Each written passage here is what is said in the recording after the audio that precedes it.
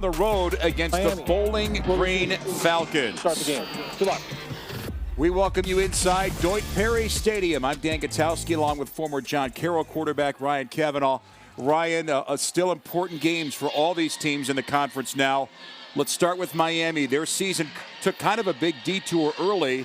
A key injury to their quarterback really kind of reshaped their season. Brett Gabbert, their starting quarterback, and one of the best in the entire MAC, is more of a traditional drop-back passer. He went out in week one, and this young man, Avion Smith, has taken over this offense. Now, they're still on track where they want to be, and such a large part of it is the running of Smith. He's averaging 5.3 yards per carry, and you only do that with patience and the footwork he brings to the table. And that was a huge run last week because it closed the show in a big win over Kent State. Miami is very deep in the run game. Now for Bowling Green, it gets real simple for them on defense, Ryan. The Redskins have to be stopped when they're running the ball. Well, Coach Scott Loeffler said it best. Even when Miami's run game isn't working, they're going to continue to run. So he knows what to expect. Now, what he needs is his front seven to step up. Right now, they're currently 10th in the MAC against the rush. But you see Carl Brooks. I'm looking at him. I'm looking at Darren Anders, these two studs, to bring that senior leadership and the play on the field as a defense, because that's what Bowling Green's really going to need today. And our weather conditions are just about perfect here. A nice cool breeze, sunlit skies, and we are ready to kick things off here. Bowling Green wins the coin toss as we see our coaches. Chuck Martin, a lot of experience. He's been there almost a decade in Oxford, so again, that's a guy who is very comfortable with his program and, again, has them pointed in the right direction. Yeah, and you know what you're going to get with a Chuck Martin team. It's going to be very sound defense, and this year they're going to run the ball. They're going to be physical.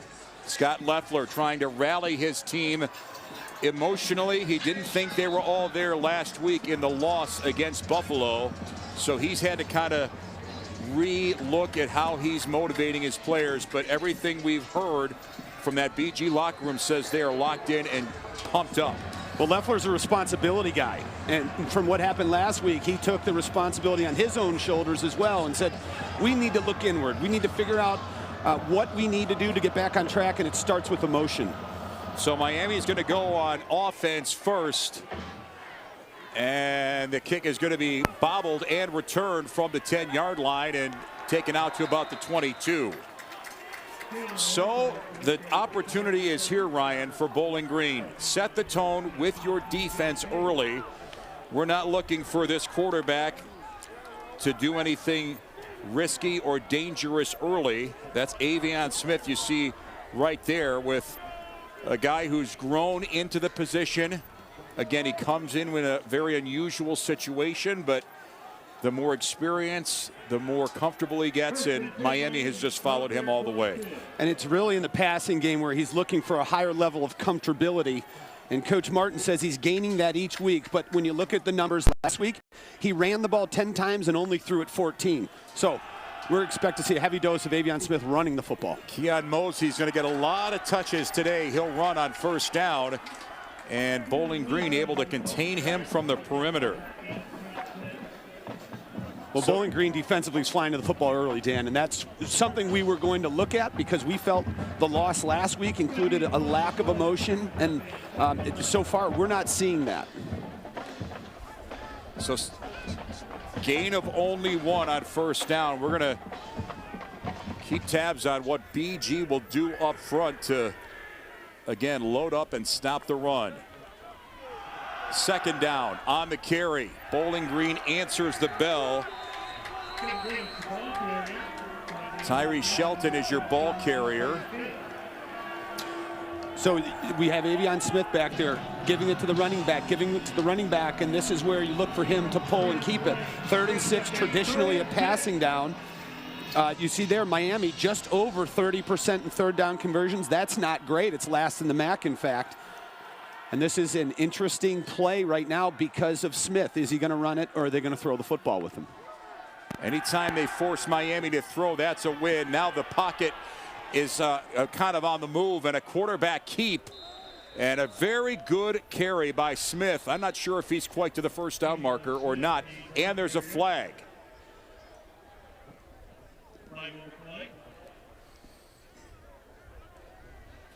And there's a Bowling Green personnel on the field. Looks like there's a player down. This is where Avion Smith can be so dangerous. Break, contain, and look at the quickness and the footwork again.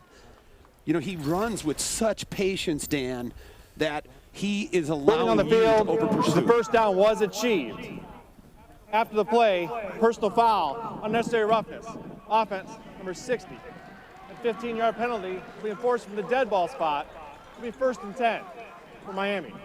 So we hear from David Siegel for the first time today. Boy, a lot of good things happening already on this first series. Remember how much penalties, how many flags Bowling Green took last week. Miami stopping themselves basically there, and you know they're gonna have to work with bad field position now. Well, the good news for Miami is it's only a 1st and 10 situation because of when the penalty took place. However, you never want to go backwards, especially, you know, it's as if that first down didn't happen because they're right back where they started. So they get bumped back to the 17-yard line.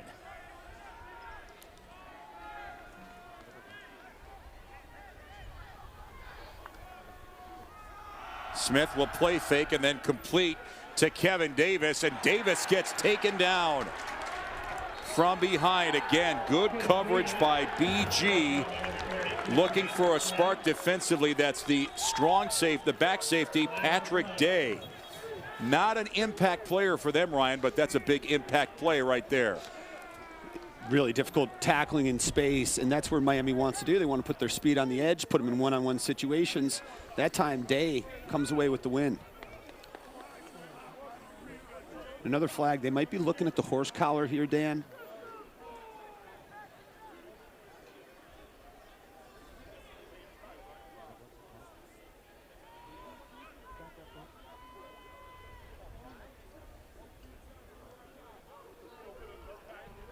For 2 fouls on the play, both against the defense. 1 live ball, 1 dead ball. Personal foul, face mask, defense, number 30. 15-yard penalty will be added at the end of the play.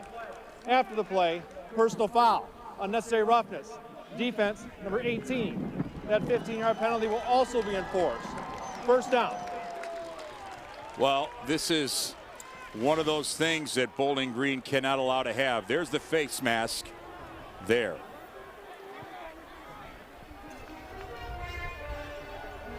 Yeah, he just gets his hand on it a little bit, takes it, but it's just enough for the officials to throw the flag. And unnecessary roughness, you know that's not going to fly. And just like that, Miami gets a huge break. They pick up 30 yards to go right to midfield, 1st and 10.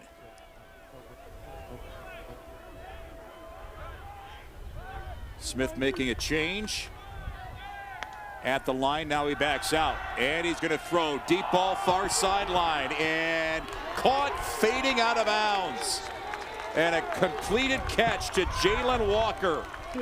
Wow, what a great hookup and a little comeback for Miami to get a big pickup. Beautiful ball placement by Avion Smith, but take a look at the body control and the in-air, when the ball's in the air, the adjustment by Jalen Walker keeps the feet in bounds. What a tremendous catch. Fading away, it was like almost a back shoulder fade all the way down the field. And Avion Smith, great touch on that pass. So the Red Hawks come up with the big play after the penalties. Now the run is stopped. Kevin Davis, they're using him as a running back. That's Patrick Day again on the stop. But I'll tell you what, BG has done great stopping the run. But these 2 penalties and now that long pass play, and they maybe are back on their heels just a little bit, Ryan. Well, coaches often look at impact plays as some of the deciding factors in a game. When you get those big chunk plays, I would even throw in those penalties. It was a 30-yard play due to penalties. 2nd down and 9. Play fake, time for Smith. Now he goes down. Well, he didn't really have a way to run out of the pocket. And Blaine Spires is one of 2. Demetrius Hardiman is the other one who gets in there for the sack. It collapses on Smith, and he just holds the ball a little long. In his head, he's got to realize at that moment, I've got to spill, I've got to create with my feet, or need to the football, especially against this Bowling Green. He's very active, one of the top teams in the MAC. 3rd down and 12. Passing down, little throw out the flat, and it dropped, incomplete. Or is it a lateral? Hard to see from this angle, but Complete forward pass. incomplete pass. Bowling Green had a lot of drops here last week. Let's take a look and see if this is lateral or a forward pass. Yeah, Smith is 31, and that's close, but that's a forward pass. That's almost just in between the 30 and the 31.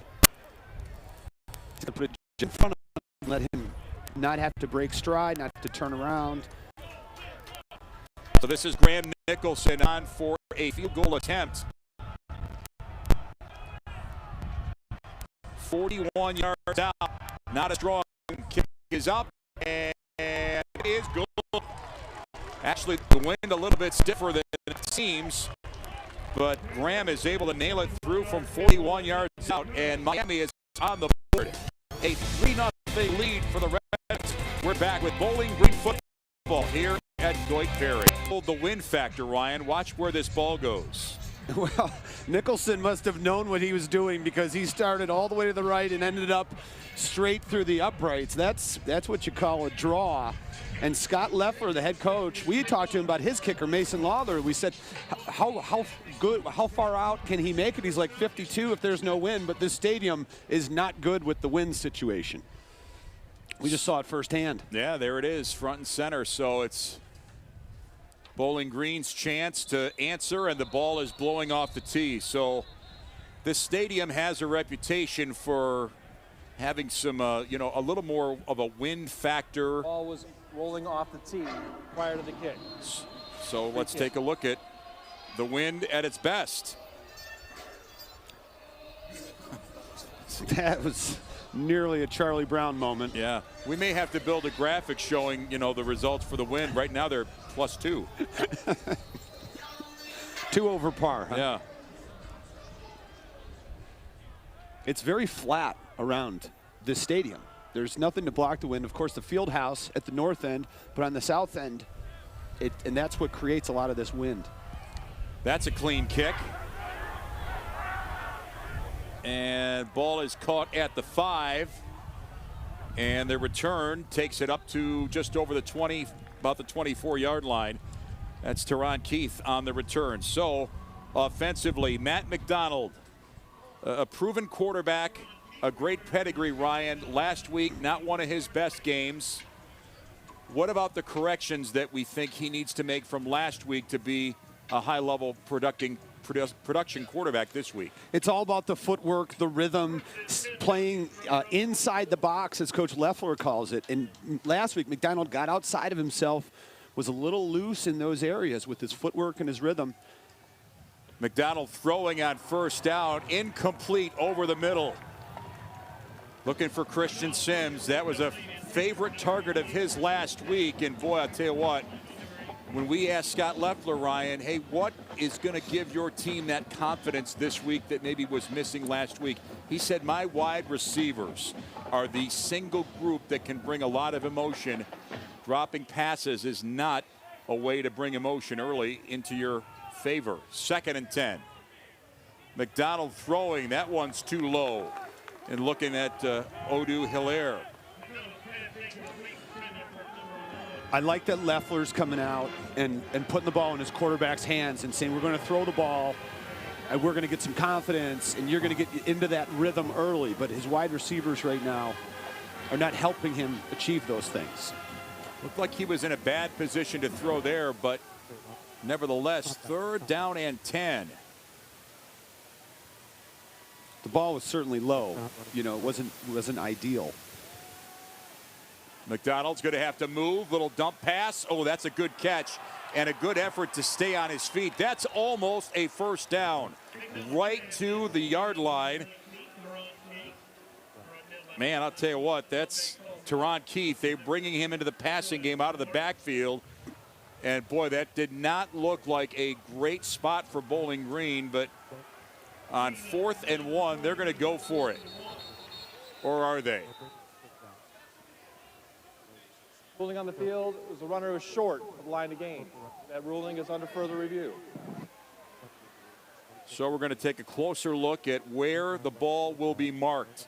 Well, I'll tell you, for what McDonald and Keith were able to do on that play, that did not look like that play would be getting them right to the first down marker. Well, it was a tremendous effort by Teron Keith, reaching backwards to make a one-handed catch, breaking some tackles, extra effort, and Miami helped the cause a little bit. They tackled him forward at the very end, which gives you another yard or so. Take a look at this catch, though.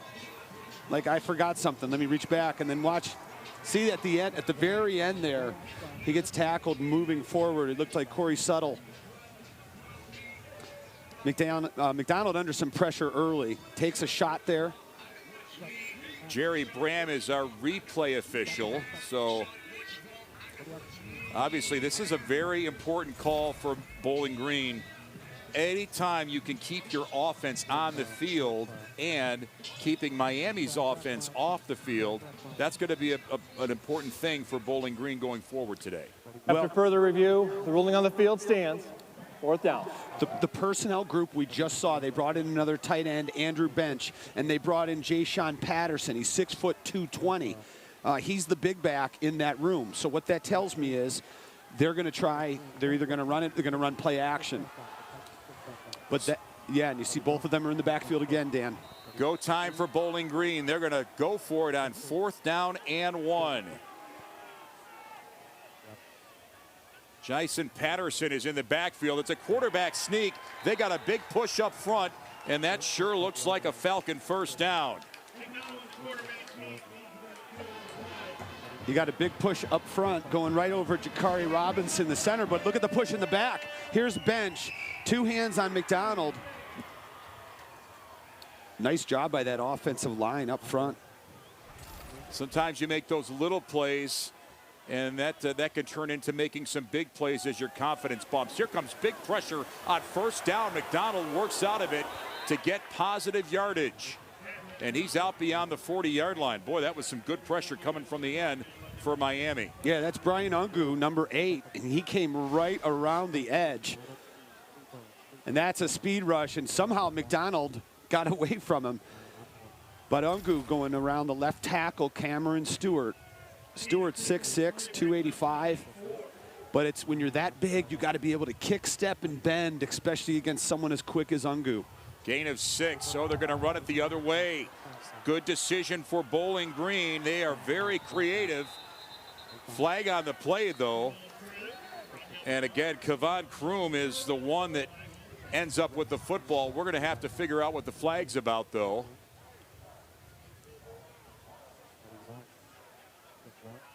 Falcons working now, Ryan, to, hey, let's keep this Miami defense off balance. Personal foul, illegal blindside block. Offense, number 11. 15-yard penalty from the spot of the foul. Repeat, 2nd down. That's on C.J. Lewis. And Dan, you just mentioned it. They're keeping the Miami defense off balance. And Coach Leffler, we're going to take a look at it here.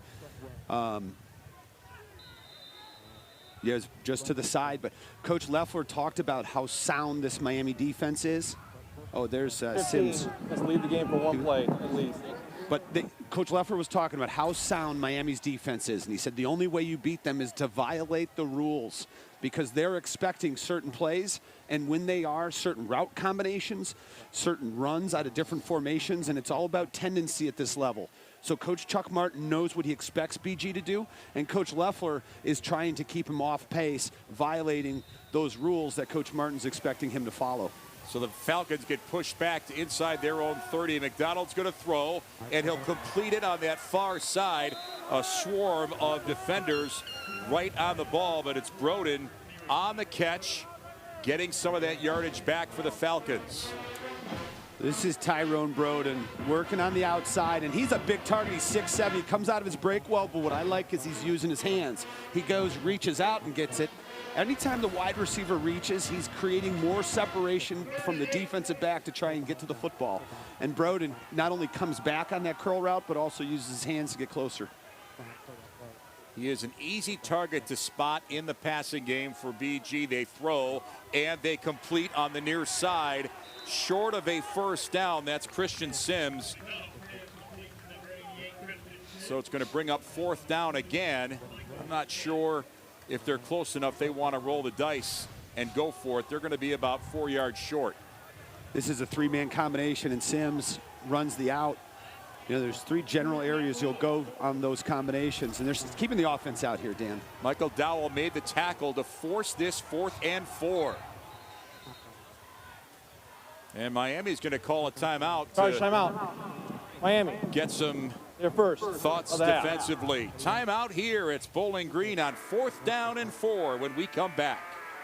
Is early in this game. They want to make plays that will hopefully carry them closer to getting points. And here another opportunity to go forward on 4th down on this first drive for them. Yeah, well, you see they're 5th in the MAC. They're already 1-1 this game. Now it's 4th and 4. It's a little bit longer, but Coach Loeffler, how do you instill confidence in your team? You leave your offense out there and say, we trust in you. Now go get us these 4 yards. However, high risk, high reward early. Their defense is playing good, and you don't want to give Miami the ball in your own end. Empty backfield, too, for Matt McDonald. Trying to keep this drive moving for the Falcons. McDonald's going to throw, and a flag goes down. The catch is made. And that is an effective grab for sure. Again, it's Teron Keith who continues to be an impactful player in the passing game, but what about the flag? Well, they threw it right at the offensive line. Holding. Offense. Yep. Number 77. 10-yard penalty. Repeat. 4th down. And yeah, they're going to get the left guard, Jalen Grant. Anytime you see the flag thrown right there, because there wasn't much of this route. It was just a seam, like a hitch right there in the seam, and they're using their running back early out of the backfield. Again, though, McDonald was under pressure. And definitely punting situation now for Bowling Green. So, yeah, a little bit of an eye roll there from Scott Loeffler. Boy, you hate to do the right things and then have one wrong thing undo it. Punt a little bit soft. Not returnable for sure. That's Samir Sear on the punt. And it's Miami football. So a little bit of a deflating possession for Bowling Green. It's Red Hawks football when we come back to Dwight Perry Stadium. Penalty yards, and they last week 4 turnovers, 117. They're almost halfway there with the penalty yards, but you know, 2 personal fouls in the same play, and that was really one of the big chunk plays, even though it was penalty yardage, hidden yards that set up the field goal. Smith fakes one way, down he goes. So the danger of the passing game for Miami. And I'll tell you what, the big fella coming up big, Walter Hare. Man, there is no doubt about it, sack here. Yeah, they just run a stun up front, but it's more of Walter Hare just not accepting to be blocked, working through. And Avion Smith, he wanted to throw the bubble to the right. The defense covered it, and as he was working through the progressions, Hare got to him.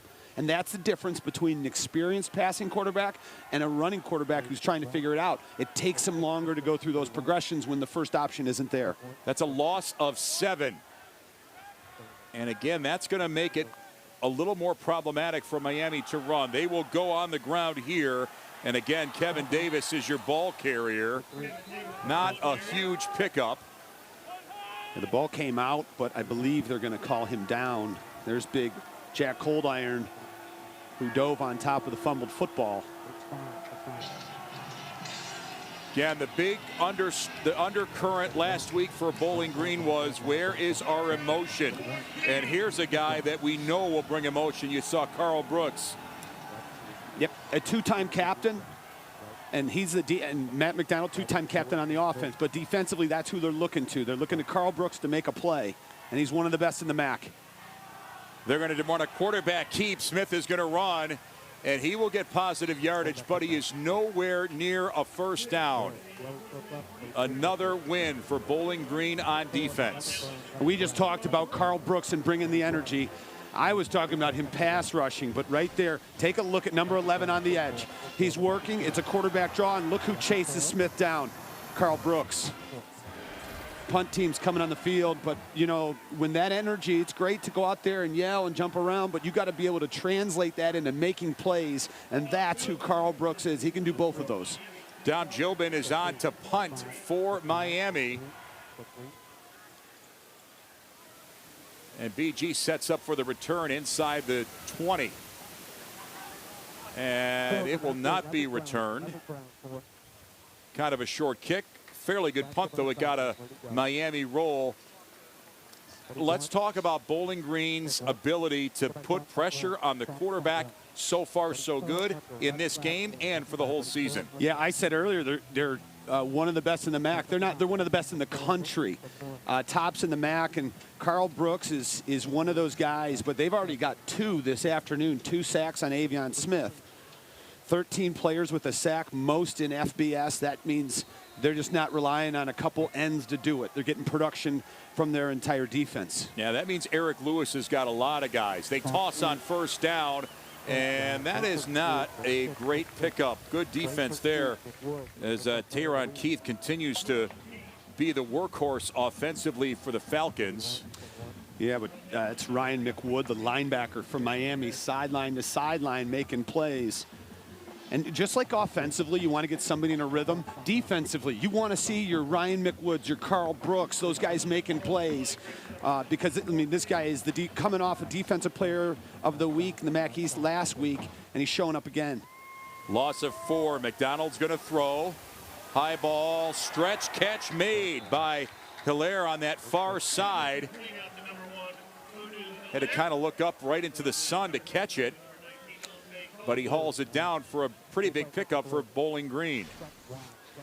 This is a really nice pass over the defender, and Adu Hilaire with an excellent individual effort with the stretch.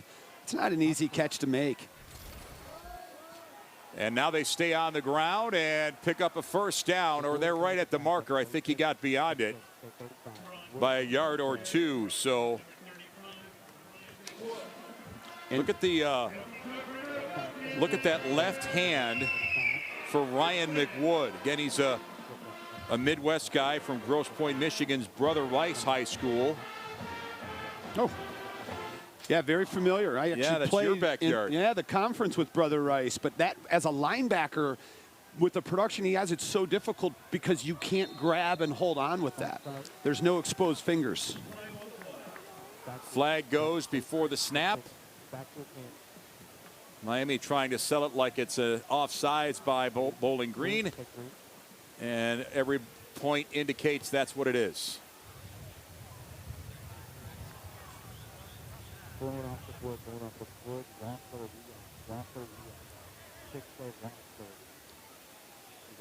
False start. Offense. Number 77. 5-yard penalty. First down. So Leffler, Scott Leffler, the BG head coach, is, well, there's no shying away from his emotion at all. You know, there's penalties, and you just can't have that on first down and dig yourself into a better hole, especially when you start getting into a rhythm. McDonald throws kind of a hot throw and bounces off the fingertips of Jamal Johnson. Yep, and that, to revisit a couple plays ago, that catch by Adu Hilaire stretched his reception streak to 29 games. Very consistent for the Falcons. Second down and 15. A little hot on that pass from McDonald. Haven't seen McDonald take many tough throws downfield. Let's see what they do here. Little screen pass. Now they're going to get a fairly decent, oh, not so much, as Miami is able to close in on Keith. Miami was ready to shut that one down. That's Michael Dowell, the Michigan State recruit, number 21. And here's that streak we talked about. Adu Hilaire creeping up. And you see on the left there, Dylan Drummond from Eastern Michigan. He went to high school, and his high school coach was Al Martin, who happens to be Chuck Martin's coach. So a lot of ties in the MAC here. Third down and 14. I wonder how Chuck Martin didn't call his brother and be like, How about that Drummond guy? He might get reminded of that once in a while. Every time they play EMU. McDonald, deep ball in the middle, and a juggle catch by Broden. Wow, that was tough. Boy, anytime you see that ball getting mishandled for BG, you get a little anxious, but Bowden hauls it in for the big first down. It was almost intercepted, but Broden goes down. Look, the defender almost had a chance at that one. That was McKee in coverage. And look at Broden with the concentration to haul it in. I've seen so many bobbled balls this last week and now today. McDonald's on the run. He'll step and throw. Let's see. Oh, he's got, well, that's an easy pass interference call. It's not probably fair to the defensive back, but got caught in no man's land, and Bowling Green's probably going to get a good pickup out of this. And Scott Loeffler is probably saying, hey, I need every flag I can get to go my way for once. Pass interference. Defense, number 19. 15-yard penalty. Automatic.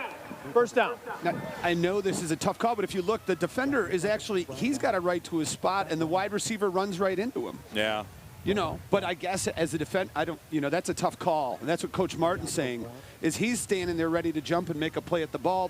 The offensive player, if anything, incidental contact. Two guys running into each other. Falcons looking for some karma, some good karma. That's one. And they get set up, looks like the 37-yard line.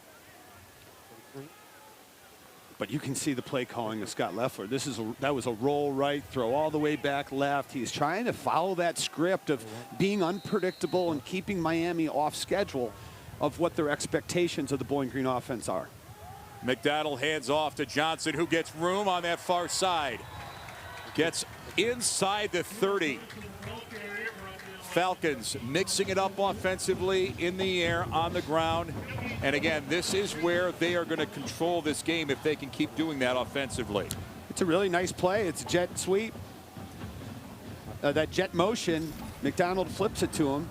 Jamal Johnson, they're attacking the defense at different areas, to your point, Dan. Not only downfield, but also in the run game. 9-yard gain on first down. An OC's dream. Second and short. Play fake. McDonald under duress. And he just falls ahead and kept the football short of a first down, but that play blew up pretty quick. That's because of Brian Ungu, number 8, the end on the right side of the Miami defense. Again, getting around the right. There he is. And Ungu is using the speed rush. He also had Austin Ertl, the nose tackle, in pursuit. And McDonald wisely goes down. 3rd down and 2. Handoff to Patterson, who bounces outside for a first down. A couple of white jerseys are on him, but Jason Patterson making good things happen for the Falcons, and they are inside almost to the red zone, about the 23-yard line. Again, that's the short yardage back. 6 foot, 220-pound sophomore from Jacksonville, Florida. He gets behind the right side of that offensive line. Bronson Warner, Alex Wolschlager.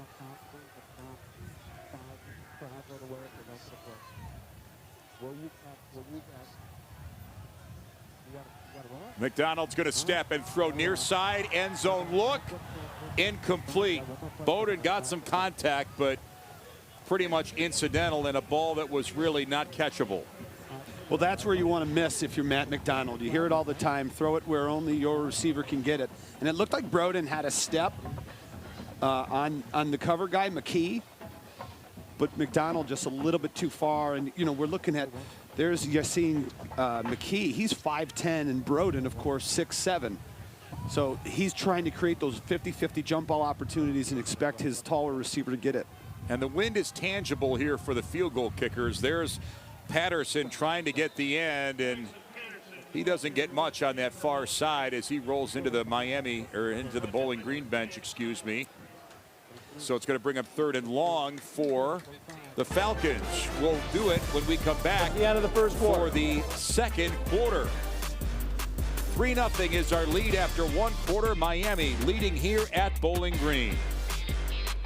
Fairly solid breeze. Here's the 3 points from Miami And you can see where that kick starts, and there it goes. Yeah, and that's what BG, if they don't convert on this third down, Mason Lawler is going to come out and be dealing with that wind if they elect to go for the field goal.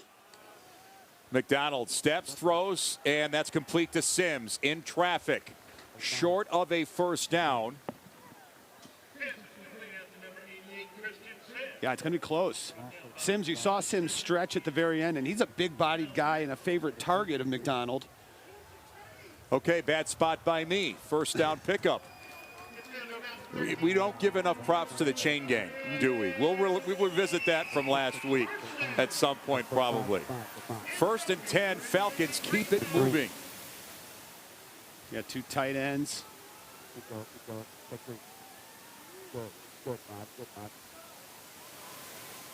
BG with a first down and a deep throw, end zone, intercepted.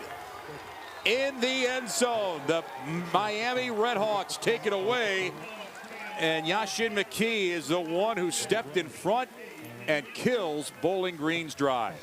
McDonald was looking for the corner route, and the ball hangs in the air a little too long. This is either, and look at the pressure, but this is either because he was late in throwing it or there was too much air underneath it. But McKee takes advantage of it and is able to get underneath. They brought pressure there and got to McDonald. He released the ball before, obviously, but what a play by that man, Yassin McKee. Yeah, he was targeting Bowden, but again, he didn't really get it up there high enough to protect that football, and now it's Miami working from their own 20, and they will run on the ground, and they will get nothing. That's the defense we were talking about, Dan, trying to get this, how was this defensive front for Bowling Green going to respond? And right there, their leader, Carl Brooks, is giving the appropriate response. Miami has had some tough sledding trying to run the football. And it's tough, Ryan, for the defense to, kind of dig in and re-energize that emotion after your offense is, kind of stumbled with an interception like that. 2nd and 12, and flags before the snap.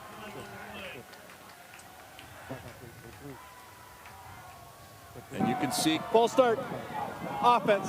Number 56. 5-yard penalty. 2nd down. so that's Reed Holsky, the right tackle. And all Bowling Green wants to do is just get the drive ended here, get the football back. Miami early, 9 carries, only 9 yards. Bowling Green's winning in the trenches on this side of the ball. On the ground, and good running in the middle. Good ankle tackle, but it's Kevin Davis who is just that's time it's Tyree Shelton on the run. Good blocking in the middle for the Redhawks. Yeah, gets excellent blocking up front. And this is Bacon, Chris Bacon, who was a standout last week. 8 tackles, he's got 42, now 43 on the season. But that was the difference in this game from last week is that this game, the defensive front's making the tackles. That's the first time we've seen Bacon come up. Nice run by Miami. And Bowling Green has Miami in another passing situation. Not their comfort zone on 3rd and 7. Quarterback keep. And it's clogged in the middle for Avion Smith. But he does get pretty close. There was still good blocking there. Looks like he's short, short by maybe about 2 yards. You see, yeah, Jordan Oladunku coming up and making the play. And yeah, they've got to punt it here. So Jobin and the officials step in, and a timeout taken by Bowling Green. Timeout. Bowling Green. Their first of the half. So as we're kind of checking the boxes for Bowling Green, they're trailing 3-0 here. Miami on the road with the lead on the Falcons. What his defense has done, and if the offense can come up to where the defense is at, this game could easily flip in favor of the Falcons, Ryan. Well, Bowling Green's been so good at protecting the football. They weren't last week, 4 turnovers, and then 1 here in the red zone. And that's got to be a point of emphasis for Coach Leffler because their offense is moving it well in between the 20s, and then they stall out. Jake Rogers deep to return. The punt from Dom Jobin on a 4th and 2. No pressure on the kick and a very good punt. Caught in the air, and Rogers is going to stay up and get to about the 40-yard line. So again, we were keying in the open on Miami's running game, how that philosophy has been in place since the injury earlier in the year to the quarterback that so many people thought was maybe the best one in this MAC conference. Yeah, and right now I believe they're missing Gabbert, but they're also missing the ability to throw. They've only attempted 3 passes through an entire quarter. That's an average of 12 on the game. Gabbert might have that by this point already. Bowling Green on the ground to Patterson on 1st down, and he falls ahead to about the 45. Yeah, Patterson was a little frustrated that he lost his footing there, but that's this is what you want. You're ahead of the chains. It's 2nd and 6. You're staying on schedule offensively. And I'd like to see Bowling Green establish the run game. They seem very pass heavy right now. And the run game, as everybody knows, sets up the pass, and there they go again. Patterson spins away and gets to about the 48. It's going to bring him 3rd down and not much. And I think that was Ryan McWood again on the tackle, and he's got a nose for the football. He's just a tremendous linebacker. 3rd down and 3. Falcons have been productive for the most part on offense, but they're going to have to get some points, especially after McDonald threw an end zone pick on that last possession. They'll throw on this 3rd down. Little toss in the middle, incomplete. Looking for Kayvon Kroom. Kayvon Kroom, just another one that was right there for Bowling Green, Ryan. What I think happened is McDonald throws him right into a defender, and Kayvon Kroom could take his eyes off the ball because watch.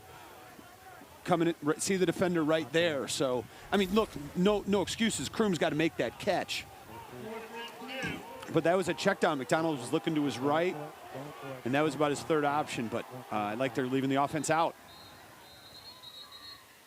And timeout, Miami. Charge timeout. Miami. Their 2nd of the half. So Chuck Martin's not in his comfort zone. He wants to get his defense secure. We'll take a break here at Bowling Green. Early part of the 2nd quarter, and the Falcons, Ryan, showing a propensity to go for it on 4th down. Yeah, I was going to say it's not low scoring because Scott Leffler is using his punt team too much. Yeah. In fact, he has a real strong aversion to sending them out there today. And again, another shot of confidence. They're technically 1 for 1 on 4th because they ended up punting after having a penalty when they went for it a 2nd time. So this will be the 3rd time, 2nd official, that they go for it on 4th down. 7 of 13 this year on 4th down conversions. They've got to get just a couple yards to get to midfield, and it's a quarterback keep. Oh, and he looks off the pitch, and he keeps it. So they get the yardage, and they get yardage afterwards for a big pickup. A smart play. McDonald not really a great runner, but that's a great decision to keep the ball there. Let's go back as we look at this unique play to what Coach Leffler said. They almost blocked it like they were going to run zone read on the inside. That's what Miami's defense is expecting. And he created the illusion that that was coming and went outside. Beautiful play call and design and also execution by McDonald. It's about a 12-yard gain on 4th down. Deep throw and incomplete. Late flag coming in. Ball was intended for Harold Fannin Jr. at about the 10-yard line. Flag came late. Pass interference. Defense. Number 5. 15-yard penalty. Automatic. 1st down. Yeah, Harold Fannin Jr., to me, it looked like he mistimed his jump. But McDonald, again, staying in the pocket. Well, Oh, is there a jersey grab? Yeah, that's that angle looks a lot different than the one that we saw looking from where McDonald was throwing. But Bowling Green's going to get the ball at the 25. McDonald's going to throw again. This one underneath. And again, they go back to Fannin. Again, nothing flashy. But they get to about the 16-yard line and a gain of 9. Again, this is, you look at the score and you see, well, Bowling Green hasn't scored, but it seems like they are dictating tempo on offense when they're on the field. Like I said, they're having a lot of effectiveness moving in between the 20s. But now how do they finish the drive now that they're in here? And when I say finish the drive, Coach Leffler doesn't want 3 points. He wants 6. Second and short, good opportunity for his offense. Yeah, they got to climb to the top of the mountain. Here's a quarterback keep. McDonald gets ankle tackled, gets out of it, and now gets inside the 15 to maybe the 13. Nice job by the quarterback, McDonald. Oh, it was Orth in the game. Yeah, a little quarterback switch. That's Camden Orth, the junior from Gainesville, Florida. So another surprise from Scott Leffler. Yes, he's sticking to the script. And mixing it up very well. 1st and 10 from the 13. Another trip to the red zone for the Falcons. They threw an interception here last time. Now it's Johnson on the run. He's got some space. Turns it inside, fighting to the 5-yard line. Jamal Johnson. He's got the return motion, and they give it to him. Johnson lined up as a slot, and as he was doing it, the entire defense from Miami, there's a lot of guys talking, trying to get their responsibilities, and nobody's on the outside. In fact, Bowling Green flanks him. There's Harold Fannin, number 44. Great block downfield. Excellent block on the edge. Fannin's an absolute beast. He's a true freshman, and he's got a very high ceiling. Falcons are at the 5-yard line. 2nd down. McDonald throwing, end zone, just short. Couldn't quite fall in, but a good catch falling down. Not an easy grab for sure. That's Hilaire on the grab. Good coverage, but a better catch. Take a look at this. This is a one-handed grab. He reaches out the left arm and brings it in. Look at that. He doesn't even bring it in. He just grabs it. Beautiful job by Odu Hilaire. And that is 1st and goal from the 1. And they are bunched in tight. Got bench in the backfield. McDonald's going to keep. They're just going to push on him from behind. And let's see if that pile has moved into the end zone. Well, the side judge has raised his hand as if to indicate he did not get in. And there's nothing real complex about this. McDonald's taking the snap, and Andrew Bench is pushing him from behind. And it just becomes a rugby scrum, and who's going to get a bigger push? So you got Jakari Robinson, the center, working on that front. Austin Ertl, the nose tackle from Miami. They are just outside the goal line. 2nd and goal. And there they go. Fannin on the touchdown. Bowling Green mixing it up. And they are in the end zone for a lead here against Miami. They're not just mixing up what they're doing, they're mixing up who they're doing it with. Because on the goal line, when you see a tight end come in motion, you're expecting to run it that way, but not with him. And instead, McDonald turns around, hands it to Harold Fannin, and there is nobody over there to cover the true freshman from Canton McKinley High School. Fannin is making a big impact right now for Bowling Green. And the Falcons are going to hit the extra point and take a 7-3 lead here midway through this 2nd quarter. We're back, and the Falcons have a lead at home on Miami. Redhawks football when we continue. Coaches, here's the touchdown run. Well, we talked about violating the rules and giving them something they want. Look at the entire defense is looking this way. McDonald's play faking it to Patterson, but he's already given the football to Harold Fannin. And you see Caden Woolard, number 90, standing all on his own because his eyes were in the backfield looking at Patterson. And Scott Loeffler this week said, we have to give them the illusion that they're getting what they think they're going to get. And that time they created the illusion of Patterson off the right on a stretch run, except Fannin went around the end.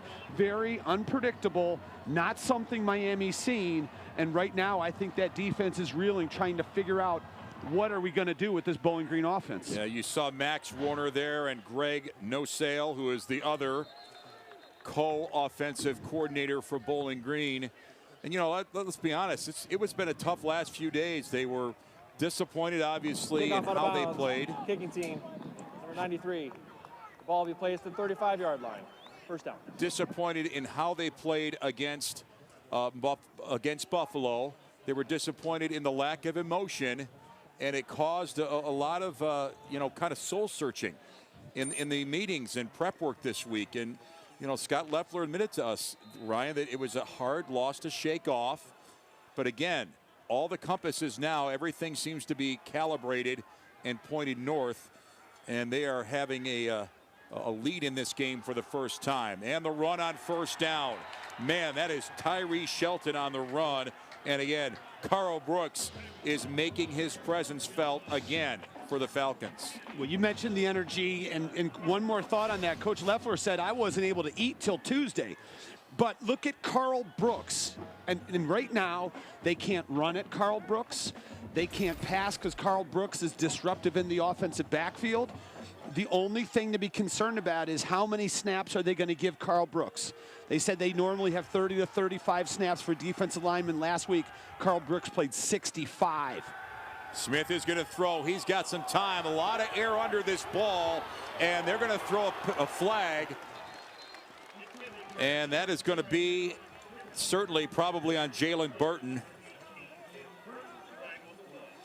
Well, I'll tell you, there's Pass interference. Defense, number 18.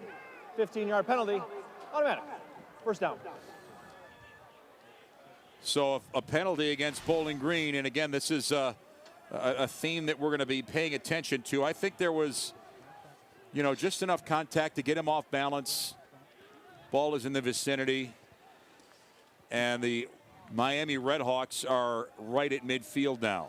Yeah, they're trying to get it to their outstanding wide receiver, Mac Hippenhammer.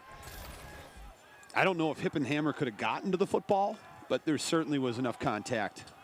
On the ground, they get the push. And again, it's Shelton on the carry.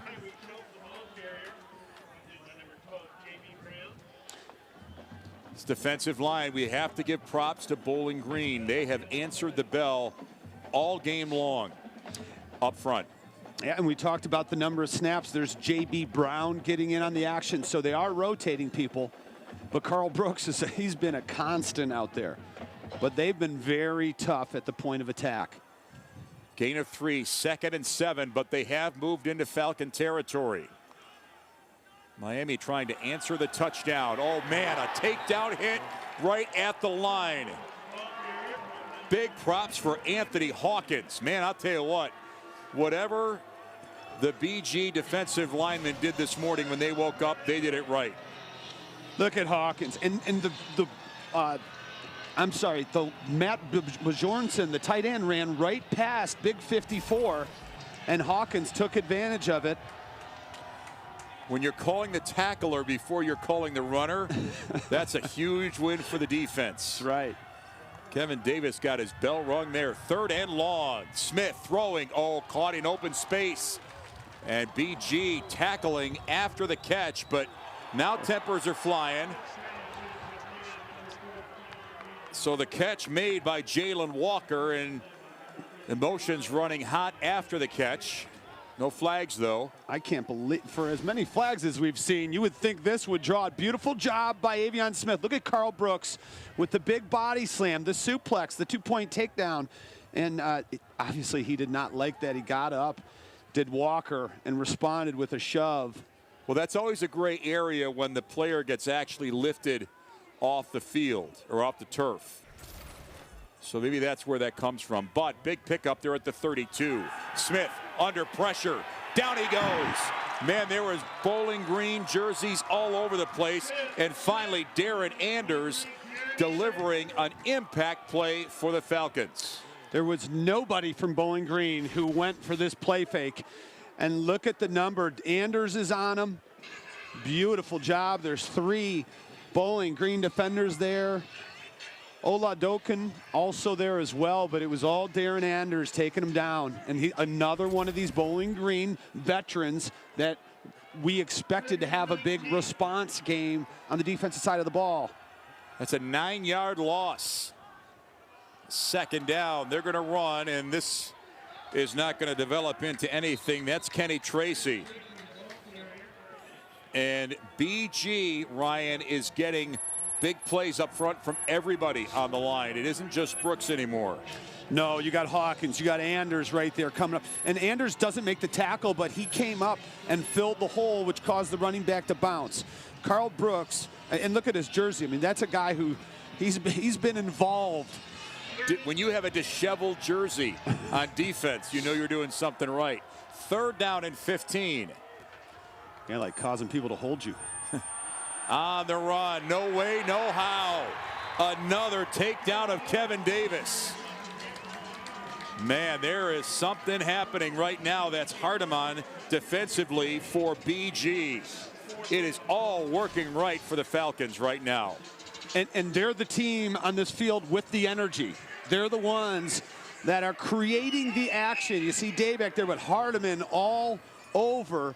You see Anders rolling on top. I mean, every time there's a tackle, there's 4 brown jerseys on top of the ball carrier.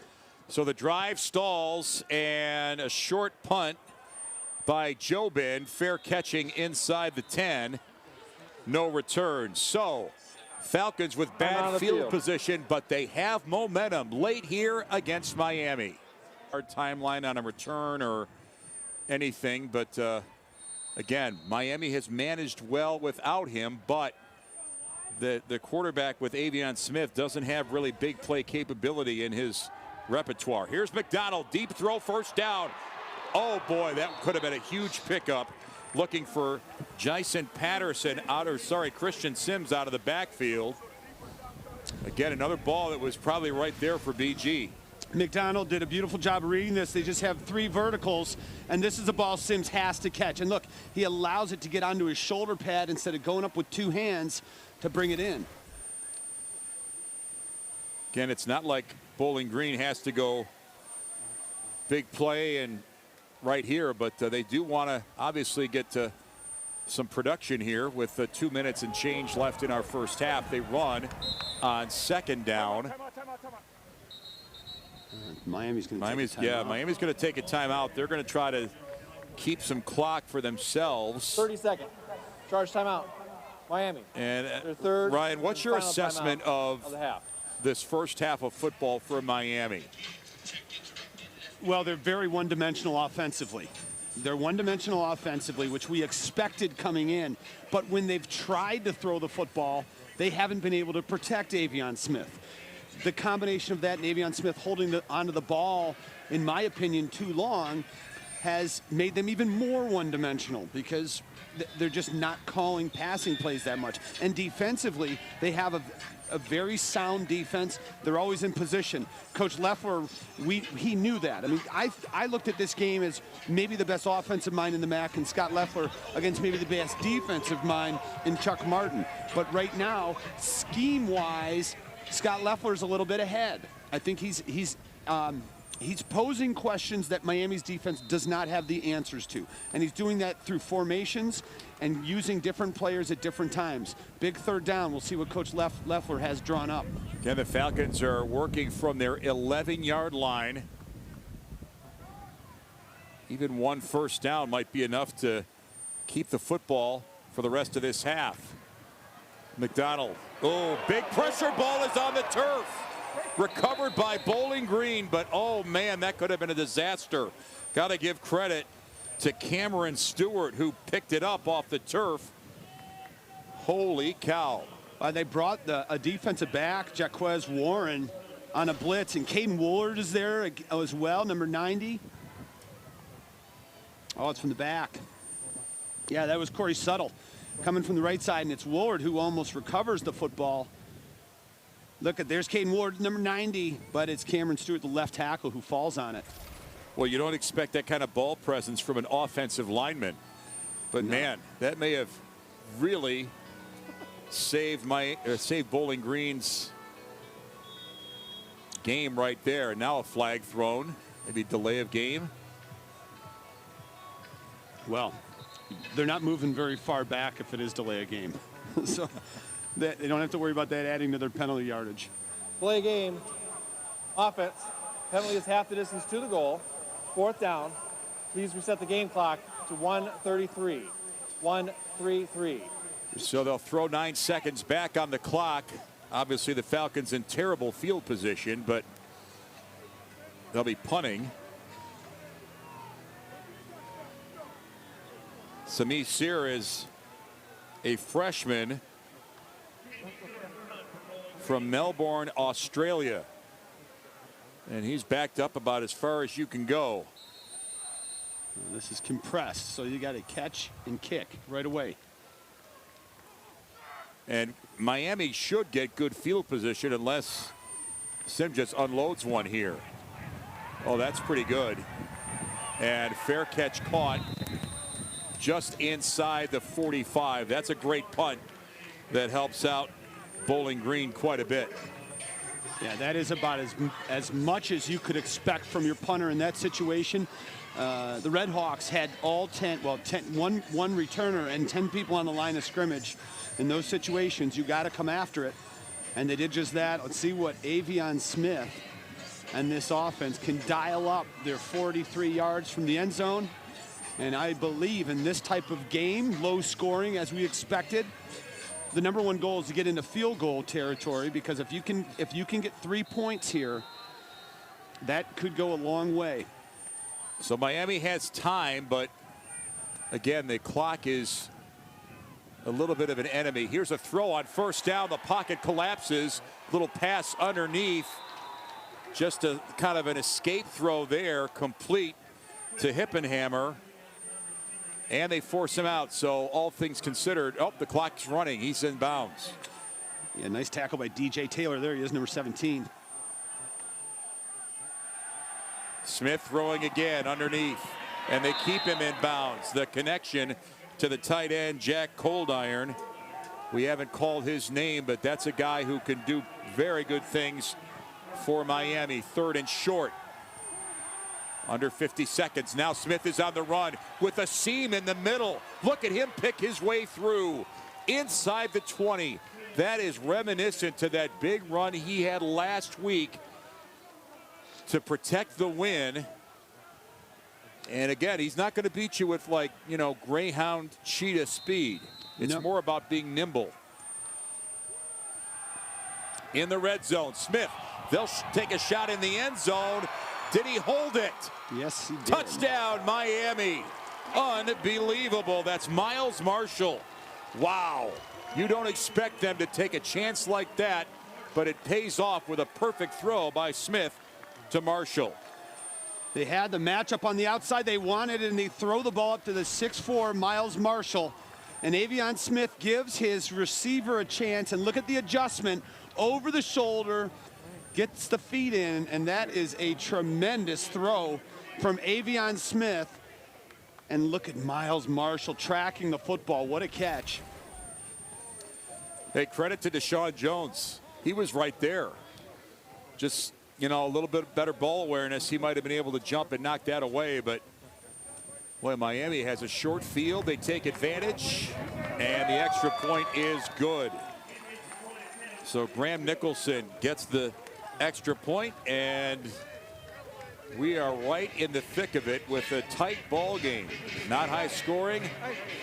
Big plays have been kind of few and far between, but for Miami, that counts as a big play. Yeah. So now, Ryan, as we kind of spin ahead to what the halftime locker rooms will sound like, let's talk first about Bowling Green. What's Scott Loeffler telling his team in the locker room? we need more of exactly what we're doing, because the only reason that Miami's ahead of us are, I would say, 4 chunk plays, and one of those is a penalty. But on the first drive, they had 30 yards in penalties, and then the long pass up the sideline to set up the field goal. And then here, the run by Smith, and then the pass in the corner for the touchdown. But frankly, they're down by 3, but it feels like they're winning this football game. And conversely, what's Chuck Smith going to talk about with his team? Chuck Martin, excuse me. Coach Martin, they got to get on track offensively. You know, you have these good long plays, but they need to be more consistent offensively, and they need to be more gap responsible, more sound defensively. Well, we had a late, kind of a late explosion, if you will, from Miami offensively. You know, they were aggressive.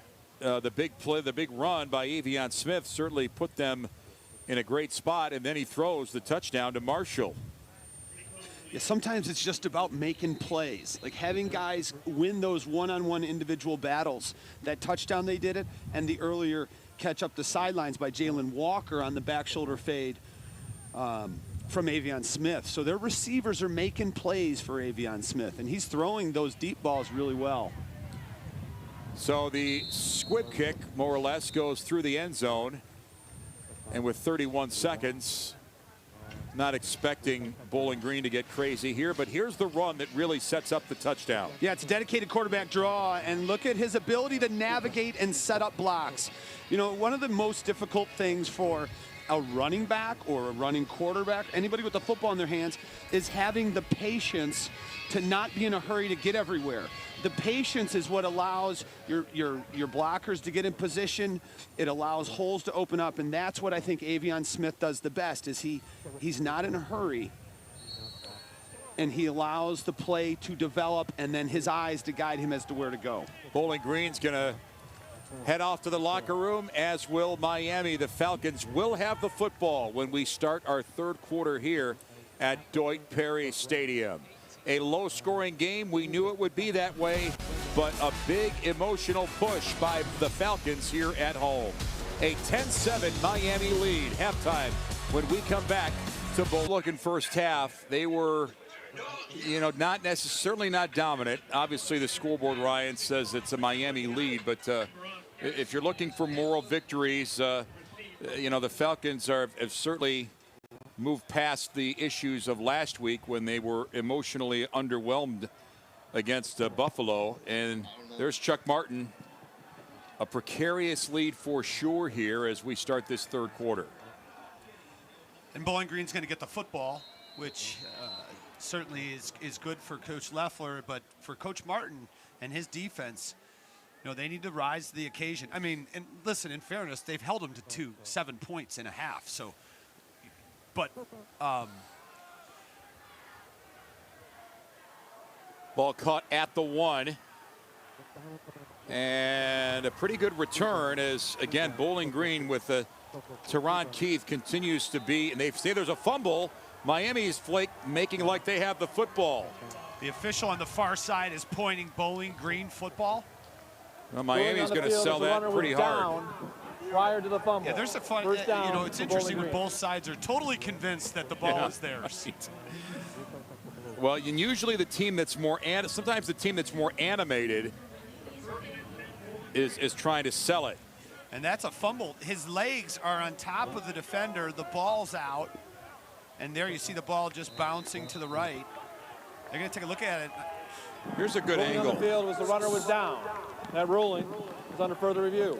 Yeah, that's not the angle that they're going to use. Right. I don't know if I think the first angle was better. We'll see this as well. Also very tough. Now, one of these might be able to tell you who comes up with the football. And again, this might be the best angle. Yeah, and the question is he laying on top of a defender? Because I don't think his knees are down right there, but the ball's out. Yeah, but if he is on top of a defender, then that's down? No, I'm saying if his knees are not, you'll see a tackle and he rolls off of him and can keep running. Okay. Because the knee or any downable part, there's no part of his body on the turf right now. If his knees are on top of the defender, he's not down, but the ball's out. Well, that is a problematic one for our replay official, Jerry Bram.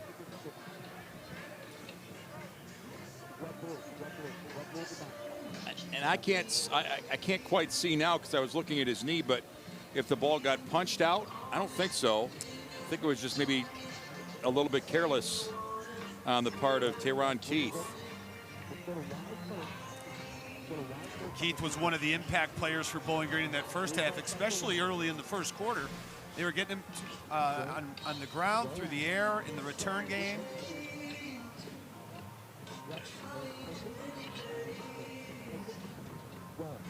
Well, this is really going to be a tough one.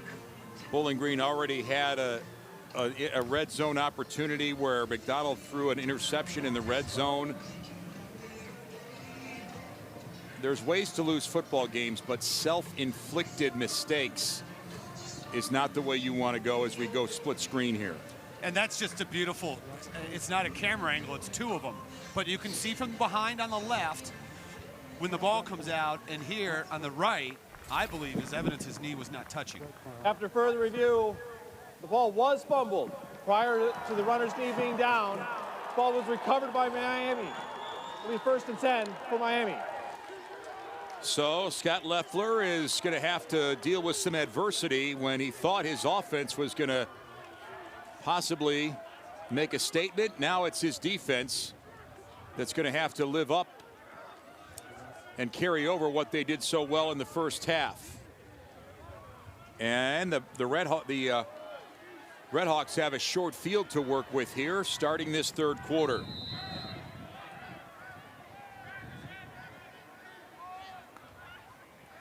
Smith will keep, and they almost have him boxed in. Now they tackle him from behind. Positive yardage, but that's Anthony Hawkins making the tackle from behind.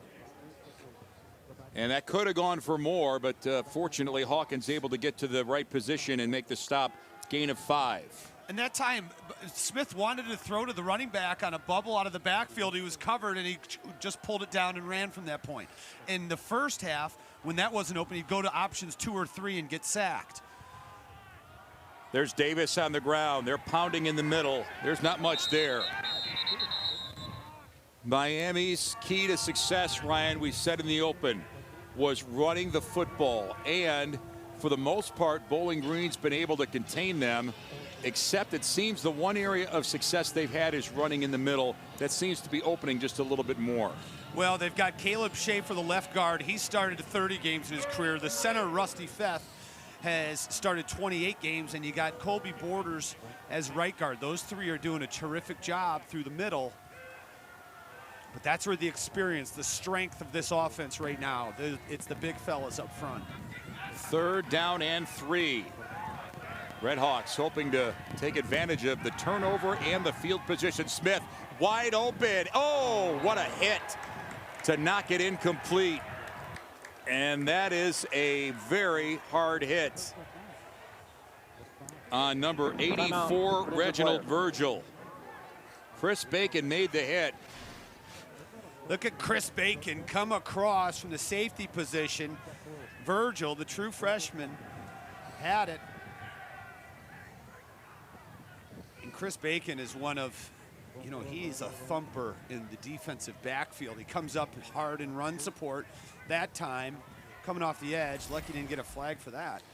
Virgil is 6'4", 186 pounds, but boy, the minute that contact was made, you just could feel that that was a tough hit. And the Miami medical staff is attending to him right now. We'll break here at Bowling Green. Miami leads 10-7. 91-92 Falcons that were just so good for not just one season. That was not a one-off. That was 2 years of MAC dominance by the group of gentlemen that you see on the field. As we look at the numbers, Gary Blackney was the head coach, and boy, they were just a juggernaut for sure. Well, 21-3, and the losses were at Ohio State, at Wisconsin, and at West Virginia. 2 for 2 in bowls. Terrific offense behind quarterback Eric White, running back Leroy Smith. So the field goal attempt is good, and Miami able to convert the fumbled kickoff into points on the field goal hit by Graham Nicholson, who has now made 2 field goals today for Miami. You mentioned moral victories early, and you know, a lot of coaches they don't agree with that. They don't prescribe to anything dealing with moral victories. You either win or you lose. But I'm going to say, for their defense to bow up in that situation and let Miami only come away with 3 points, it's some sort of victory, moral or otherwise. And if you're just joining this game, you're thinking, hey, 13-7, boy, this is Miami playing their game the way they want. The score is misleading. Bowling Green has really been doing a good job of kind of inflicting their mindset on what Miami's doing offensively, i.e., the Falcons' defense is really achieving above and beyond. Yeah, and turnovers once again, Bowling Green. Turnovers and penalties have hurt them again.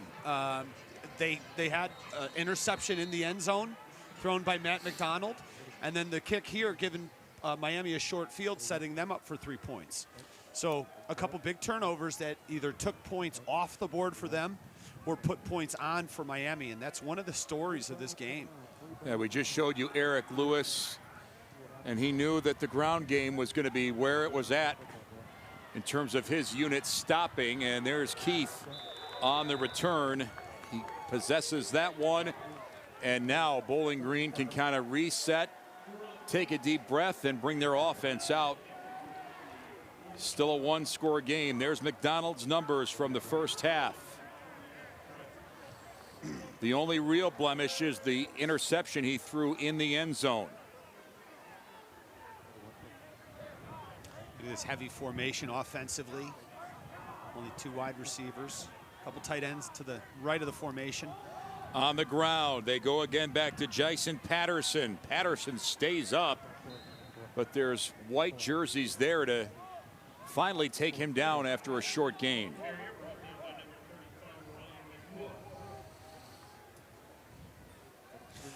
You know, we've talked a lot about the Bowling Green defense and the inability to run, but Miami, there's Ryan McWood, but Miami's rush defense has been outstanding as well. Of course, there's McWood and his linebacker partner, Matthew Salopek.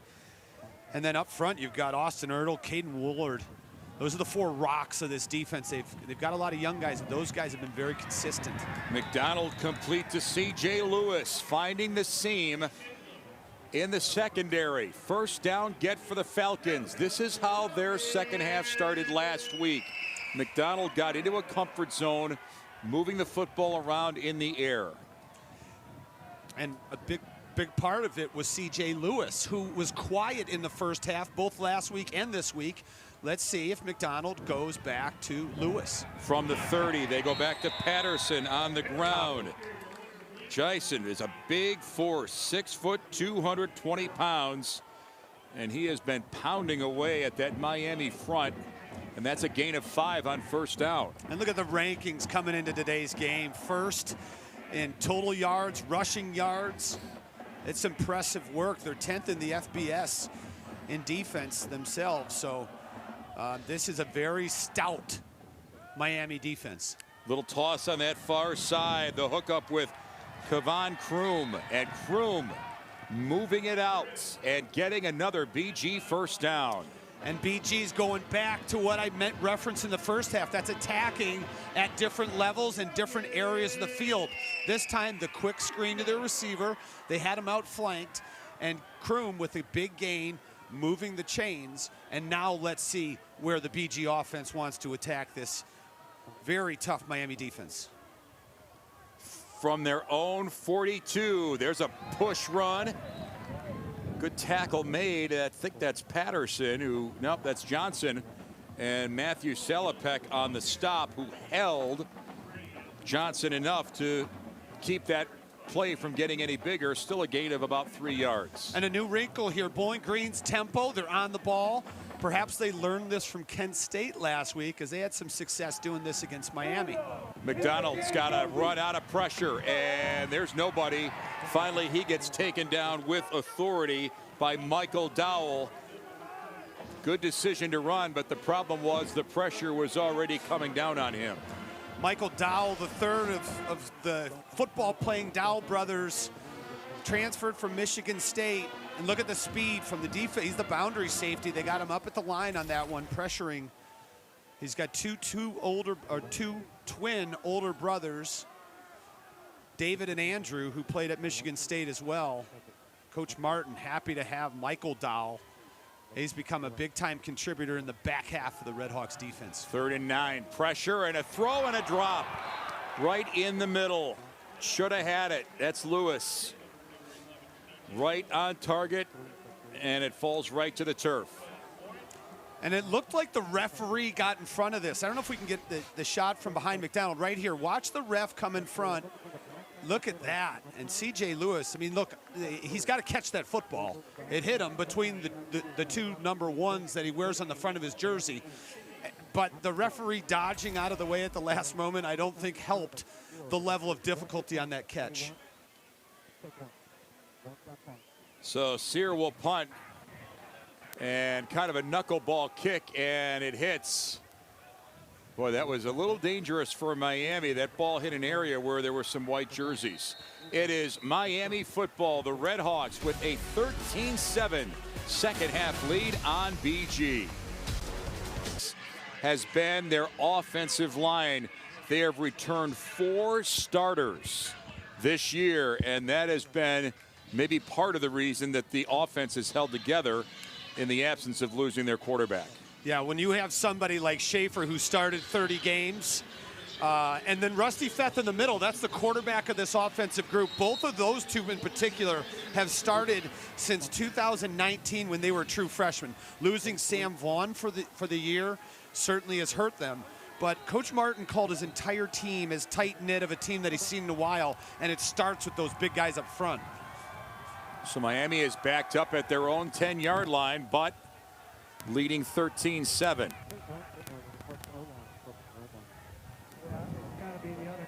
Smith mixing things up at the line. Now it's just a simple run, and they don't get much. Good cover in the backfield. That's Mosey on the touch. They have not used, again, we know Miami, Ryan, can run with running back by committee, but Mosey really hasn't done a whole lot today. Husky on the stop. Yeah, Husky, look at the cornerback blitz coming in, and the true freshman just enough to trip him up, and Anders finishes him off. We haven't seen Mosley. He's a bigger back from the Pickerington area in central Ohio by Columbus. So they only get a gain of 1. Now Smith will throw. This is a deep ball coming near side and incomplete. Well overthrown. BG in the secondary with the Jordan Oladokin on the coverage. Yeah, hands on the helmet like, man, that should have been able to get that. Yeah, Oladokin, he didn't pick up the football soon enough, because if he had, he could have shifted into another gear and became the wide receiver. That was a dangerous pass into double coverage, and Oladokin coming off the hash marks. He was holding his helmet because he really had an opportunity to create a turnover. Big play for Bowling Green defensively. 3rd and long for Miami. They'll throw a little easy catch, but Bowling Green is all over that big time. Jalen Walker on the catch, but nothing developed after that. Trent Sims is the one who gets credit for the stop. They had 3-on-3, and it's about individual efforts. You see, the tackle doesn't get out in time. That's Will Jados, number 70. He's trying to get to Sims, and he doesn't. Sims gets underneath it and able to bring down Walker before any substantial gain. Bowling Green, once again, their defense is going to get them off the ball, off the field, rather. And they've got good field position coming, barring a outrageously good kick, which this is okay, but nothing great. Falcons are going to set up shop somewhere near midfield. So we're talking about what Bowling Green's doing defensively, and really, Ryan, everything so far today seems like it's funneling through Carl Brooks. Well, their coaches this week, Eric Lewis, their defensive coordinator, says he's a factor on every single play. He plays well every rep, every week. It's that level of consistency. It's almost a set it and forget it. We don't have to worry about number 11 because he's going to bring it every single play. He's been a big-time factor this afternoon. You just saw total yards in favor of Bowling Green. That may be a little bit unexpected. And you look at this defense. They've got number 21, Michael Dowell, up on the edge. He's, again, a safety. They're going to a 5-man front. Patterson on the ground. He just plows ahead. Austin Ertl makes the stop. We talked about how outstanding Brooks has been all year, and he's one of 2 players in FBS with 22 total tackles, 7.5 tackles for loss, 4.5 sacks. Now, that's coming into this game. Those numbers have gone up. I don't know what Jacoby Windman at Michigan State has done or will do today, but Carl Brooks is staying in that competition, in that conversation from what he's doing on the field today. Gain of 2 on first down. Here's Johnson getting space in the middle. Stays up. That's good. A good gain for BG out to about the 40. Brings up third down. There's Brooks on defense. And man, you know, 65 snaps. He hasn't come off the field very much on defense. But, you know, when you're an NFL type talent, they project possibly that he moves inside at the next level. But that's a guy who plays on Sundays, whether he's playing D-end, which is rare at 300 pounds, or he's playing inside, where his speed will be a factor. Back to Fannin on the handoff. On 3rd and 2, first down and then some. He's still up inside the 20 to about the 15. Whoa, baby, there he is. That was the play they scored earlier, and Harold Fannin Jr., this is a real talent. Look at his ability to run. You don't have tight ends that use the stiff arm, that level of footwork, speed, and vision. But Harold Fannin, again, big-time ceiling on that young man. Yeah, they're going to get a lot of good looks from him going forward. Yeah, it was the same play, only this time he bounced outside for big yardage. They're at the 16-yard line. Falcons in the red zone. Oh, little shovel toss inside. That's Bowden. Great carry. Yeah, they're just doing all kinds of good things. Christian Sims is actually the one that takes the shovel pass, but still. So earlier they ran that return motion and gave it to him around the edge. This time they fake it and they hit the shovel pass rather to Christian Sims. So they're taking a new look and then they're going to fake that new look and give you a third new look. Really impressive stuff from Bowling Green's offense. Still second down. Patterson's going to bounce it outside and then turn it in. Still up inside the 5. Man, that is some desire. Moving those legs inside the 5. Ryan McWood was in position to make a play in the backfield. I don't know if the club played a role, but watch right here. There, see, he can't grab him with that left hand, and then this is all individual effort. Look at the leg drive running through tackles. Jyshawn Patterson has him inside the 5. Look how hard Michael Dowell has to work to take him down. He almost got carried in. 1st and goal from the 3. And on the ground, there isn't much there at all for Patterson. And I think this is Dowell again in the backfield with McWood tripping him up. Miami's blitzing the run right now. So if you're going to see play action, you could see it here because they're bringing all their hats and they're focusing on Patterson. And they should, because right now Bowling Green's running down the field on them. 2nd and goal from the 4. They're going to throw a McDonald end zone. Oh, man, almost picked. There was the play action, but, you know, you really have to be careful with the football in that time. Ambe Caldwell, we had it right in his hands. And he threw it right at him. And there were 2. I mean, McKee was going to be there as well with Sims. And right now, Coach Leffler has to be thinking that his senior quarterback needs to be smart with the football, and maybe they keep it on the ground. And it's really only been in the red zone, again, because he threw that interception in the first half that, you know, could have been a field goal. 3rd and goal from the 4.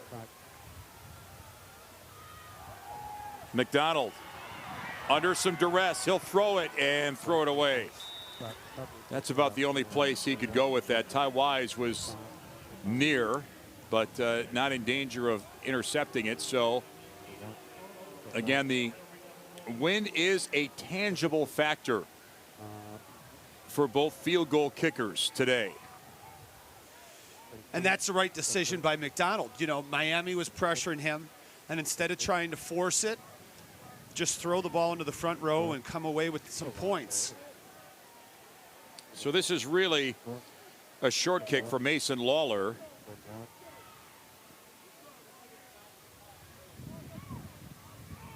And he puts it through to get 3 points on the board for Bowling Green.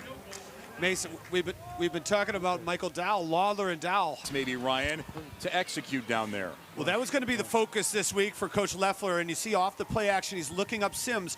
But Ambry Caldwell, if you look here, when he's looking at him, Ertl on defense, number 0, and the offensive lineman, because they're in the path, he doesn't see 19 right here. Caldwell's right there. So what he thinks is open is a window that closes because he couldn't see the linebacker sprinting after. But as far as the mechanics on that one, what Coach Leffler's talking about is staying on rhythm. You hit the third step and you're ready to throw. Here off play action, shows it, pops up, and delivers the football. But, you know, when you go play action like that, if you're really going to do proper play action, you're looking at the running back and you're selling the run, which takes your eyes off the defense. So now you don't know where the coverage is, or if they've flipped coverage from your pre-snap read into post-snap true actual coverage. In case you're confused, Ryan definitely played quarterback in college. And threw a lot of interceptions. So I understand why from watching the film. Yeah.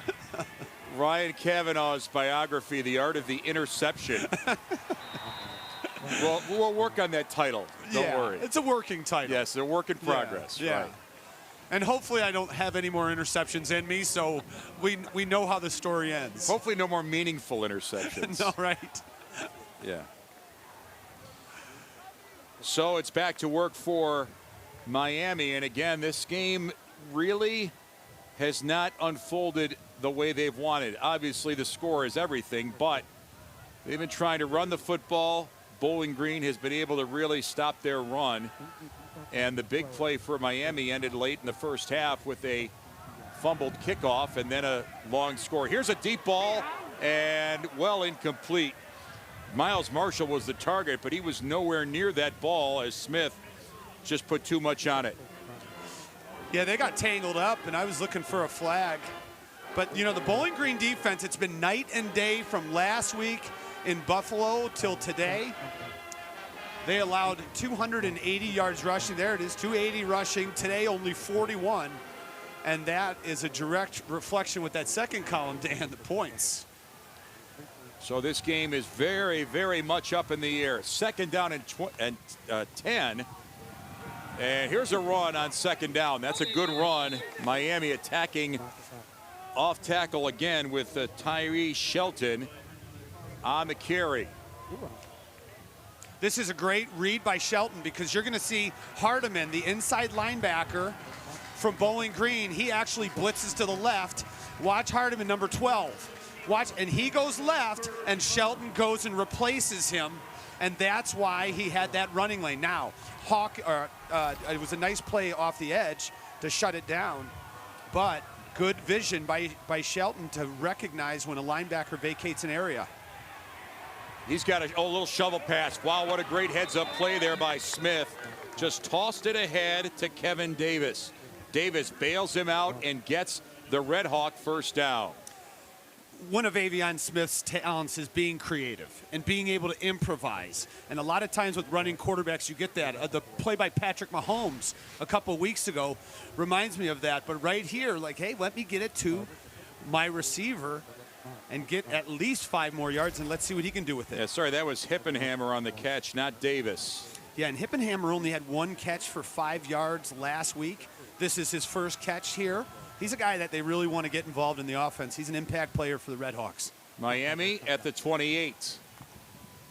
As we move to 3 minutes left in our third quarter. Smith on the move, pressure, and he stays up. Somehow he's still got the play going, and he completes it to the tight end, Jack Coldiron. That was a whole bunch of stuff that came from nothing. Well, Avion Smith was able to extend that play with his feet.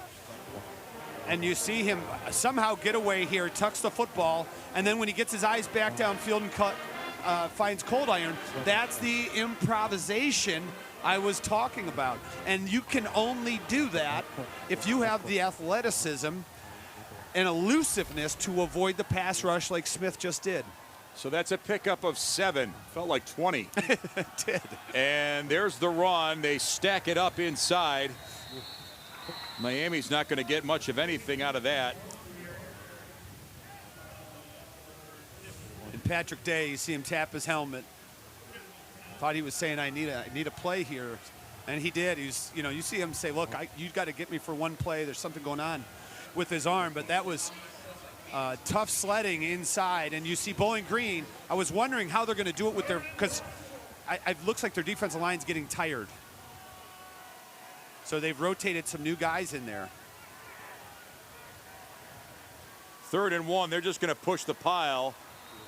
And that looks like a Miami first down for sure.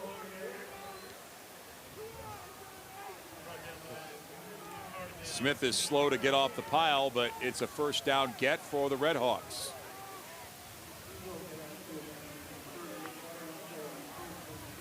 Well, he's done a lot, like on this drive. Like those, it takes a lot of energy to run around. Like I always call it backyard football, but running around, making plays, getting hit, quarterback sneaks. Like, you know, that can take a toll on a quarterback. Ball at the 38. Miami not making big plays. Little step. Oh, ball is hit out of his hands on the turf. Is it live? Yes. And I think Bowling Green's got the football. All those brown jerseys are pointing. They're going to unpile it. No signal yet. Falcons have recovered a fumble. It's Demetrius Hardiman who comes off the edge, number 14, and he creates the sack and the strip. Jordan Porter was at the bottom of the pile. I don't know who came up with it, but I know who started it. That's Demetrius Hardiman. And that's just a speed rush off to the left of the quarterback. And you're going to see Hardiman get in. Wow. Beautiful job. Great ball vision. And again, Bowling Green were able to recover it, and now good field position. And Avion Smith was trying to get it to Hippenhammer on the sluggo. That's a slant go. That's a longer developing route. And the longer time it took allowed Hardiman to get in, but he was in a hurry. Jason Patterson carries for Bowling Green. Now their opportunity to exploit this turnover and make it count for them. Ball at the 38, the 33, only a gain of 1 on first down.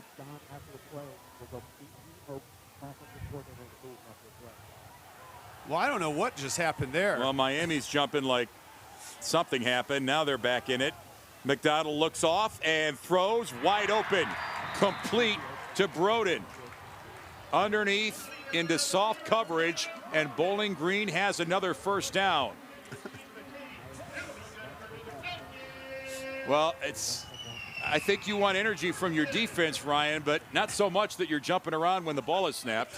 And on the wrong side of the ball, they were jumping around. I mean, he was offsides. Ungu was offsides, jumping up and down, trying to alert the officials that a BG lineman had jumped. From the 19, McDonald throws, a little wobbly, but mishandled by Broden. Yeah, threw it behind it. You know, there's a fine line between the ball not being in the ideal spot and still being catchable. So this is behind Broden, but he's got to make this adjustment as he turns around and bring in the football. And that so what happens, you see this a lot more often with receivers, where instead of using two hands, they'll just be a little too casual. And you saw Broden just reach out with his right hand as if to, make a spectacular. In fairness, he's 6'7", and those arms are pretty long. Okay. Maybe it's an arm management thing. Here's Patterson trying to get the edge. He stays up, and falls ahead to about the 12. Boy, he was real close to getting out of that tackle and extending that run. That's going to end our third quarter of football. Bowling Green is on the move in the red zone. A 13-10 lead for visiting Miami. Fourth quarter football when we come back to Deutsch Perry Stadium.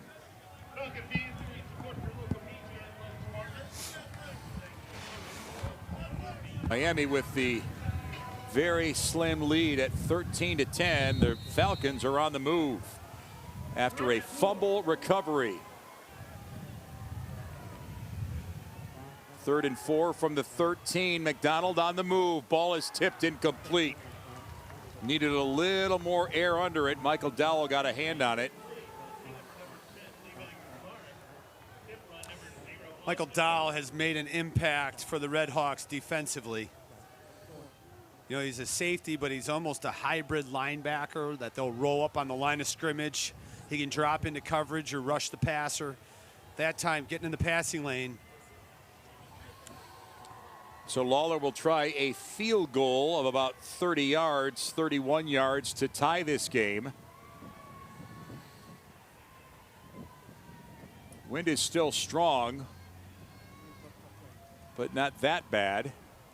And it hits off the crossbar and does not go through. Or the post, sorry. Just didn't quite take the right bounce. And it ends up to be no points for Lawler and BG.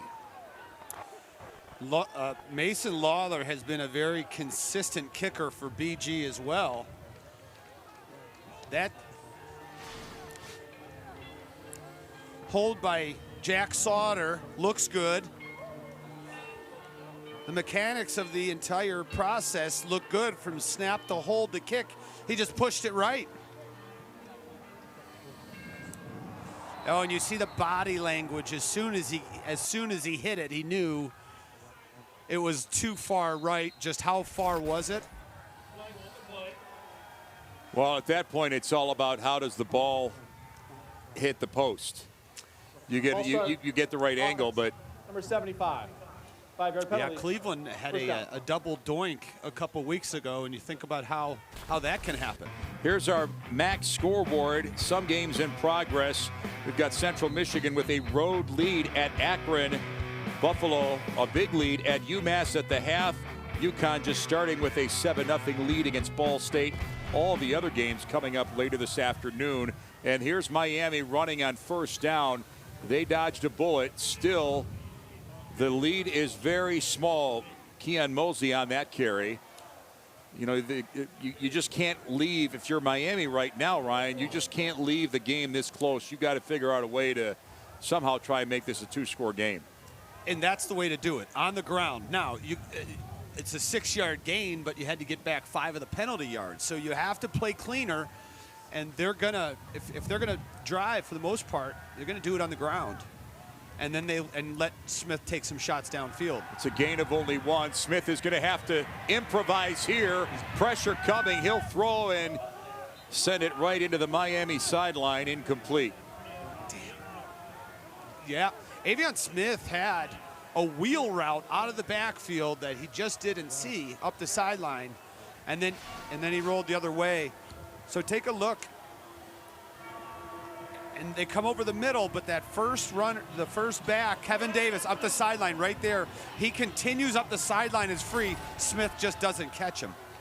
That was a touchdown. 3rd down and 9. Again, Bowling Green's defense has really answered the bell many times today. They'll try and do it here. Smith, tight pocket, and ball is incomplete. That was not a comfortable throw for Smith. Kind of had to throw in some tight space to Jalen Walker, and Walker could not haul it in. Well, here's the footwork. Watch, you talk about the footwork, and as soon as he throws it, the pocket's collapsing into him, and that's what drove the football outside for Jalen Walker, Jaywalk, unable to convert. But that's the front of Bowling Green, pushing the offensive lineman back into the quarterback. So again, Falcons are set to maybe get good field position. Ball is not going to be returned, and it takes a BG hop and is blown dead just outside the 45-yard line. Timeout here at Deutsch Perry Stadium, Miami, up on Bowling Green. So much of everything for what they want to do, Ryan. Yeah, this super senior from Brother Rice, Michigan, up in the Detroit area. You know, they lost 8 really good defensive players off of last year's team, and Coach Chuck Martin said he's got 4 rocks. You got Ryan McWood and Matt Salopek as the linebackers, and up front you got Caden Woolard, Austin Ertl. And he said at times it's been frustrating because of so many young players. But when you have linebackers like McWood, who's been there seven years now, they've been very patient.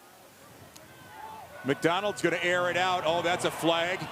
You could spot that a mile away as Odu Hilaire got held. Well, that's an easy one.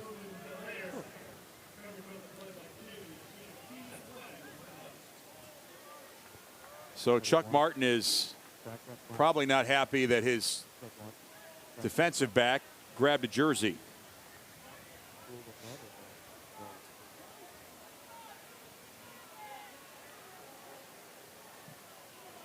Oh, they picked it up. They're going to pick this flag up. Wow. I believe. Well, they're going to have to, well. There is no foul for pass interference. Second down. So, Dan, this pass by McDonald was thrown deep, but that's because of one of those guys. Look at Caden Woolard, number 90, coming off the edge, and how quickly he gets to Matt McDonald, who had to let it rip. And then at the tail end, what they thought was meaning the crowd in front of us, thought was defensive holding. Penalty flag was picked up, but there's the Massillon Tiger, Caden Woolard, who is only getting better. Second down and 10. McDonald's going to throw. Here's a sharp ball thrown and complete. The connection with C.J. Lewis. He comes back and gets a first down for the Falcons. Nice rebound play for BG after that no call on the previous snap. Lewis with 4 catches last week. This is second today. Runs a good route. Ball's delivered on time. And they're in Miami territory. Now on the carry. Ooh, good hit there at the point of attack. Try to bounce off and get some yardage, but I tell you what, that is a impressive Johnson on the run, but the hit was by Ty Wise, and I'm surprised he could even go forward after a hit like that. Yeah, that's where you cut back, and there's a 6'2", 235-pounder waiting for you, and Ty Wise. That was a big-time hit. They picked up 3 yards, but boy, they did it the hard way. 2nd and 7. McDonald's got pressure. Little screen in the middle. This is complete for big yardage. And they're going big time with Fannin. Boy, he is getting the ball to him for just about every big play they have offensively, Ryan. Yeah, and they caught Miami in the perfect defense. You see Salopek coming off the edge, the rush through the middle, and Fannin is, man, you're right. He has delivered every time they've called his number. Again, that's just a freshman. You don't expect big plays like that. And they're at the 24-yard line. McDonald looking, and ball is behind C.J. Lewis, but he holds it for a catch for the Falcons. Yeah.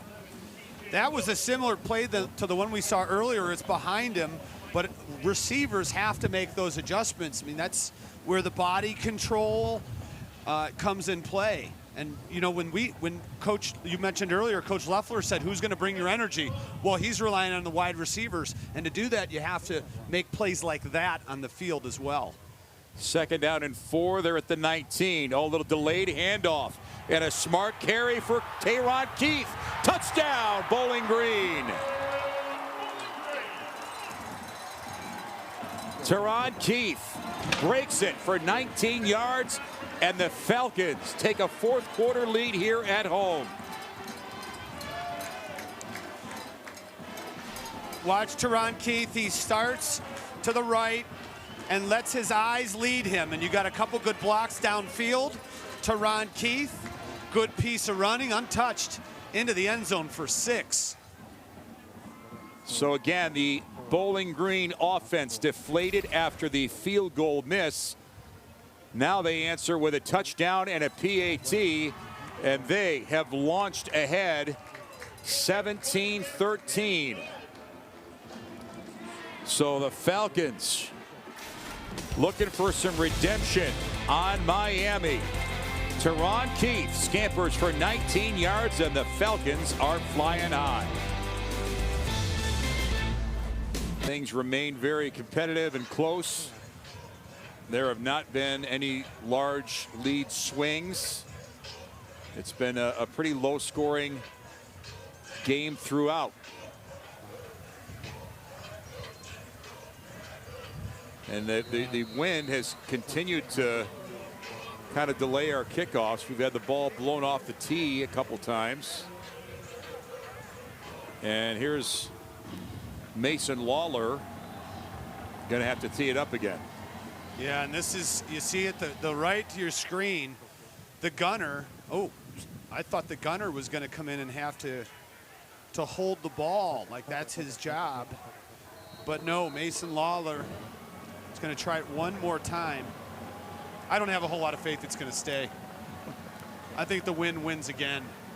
It's been consistent all game long. Starting back to the first field goal make by Miami early in this game, but boy, he pounds that one, and that is certainly not going to be returned.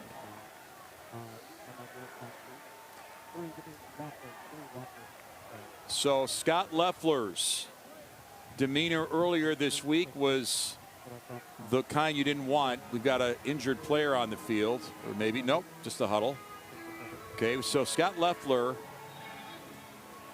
is a coach who desperately wants to figure out how to put a 1 next to that 24.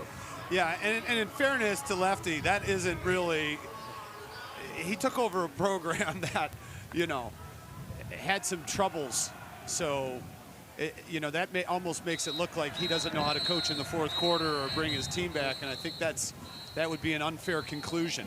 But well, certainly, when you've got 2 Bowling Green defenders lifting the ball carrier off the field, that's pretty much play over. Okay, you don't see that often. Usually it's just one guy. No, yeah. And question for you, Ryan, what's going through Avion Smith's head right now? You're playing behind in the fourth quarter. You know that the whole scheme offensively is built to stay on the ground and play with a lead as opposed to playing from behind. Where's his head at right now? Whoa. That was a massive tackle up front by Dontez Brown. Well, right now, this is a passing situation. So what Avion Smith is saying, he's gained confidence, especially in the passing attack. Last week against Kent State, we saw at the top of the program, he had a huge run to close the show. He's going to have to make plays, and he knows that, but he's got to stay calm and let the game come to him, not force that play. But at some point in the next 11 minutes, Avion Smith, at least once, is going to have to make a big play, and it might be right here. 3rd and 9. Not much pressure. He's going to run. He's going to get a first down and a whole bunch more. Stays up.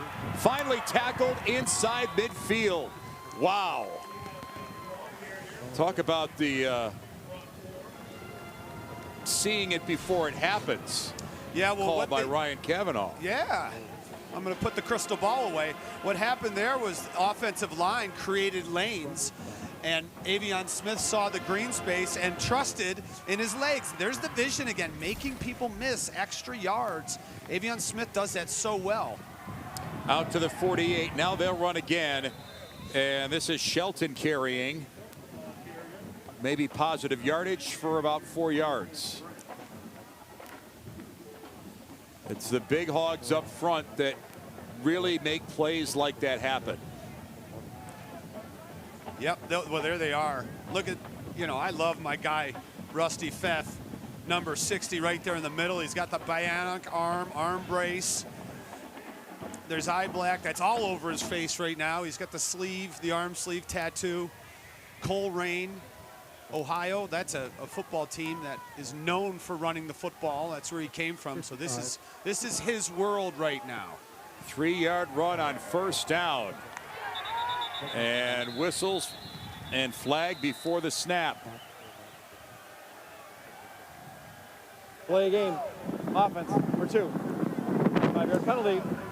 Second down. And they've got plenty of help from the Bowling Green faithful on that delay of game, as if they didn't know, the people screaming at the officials that the clock had expired helped tip them off.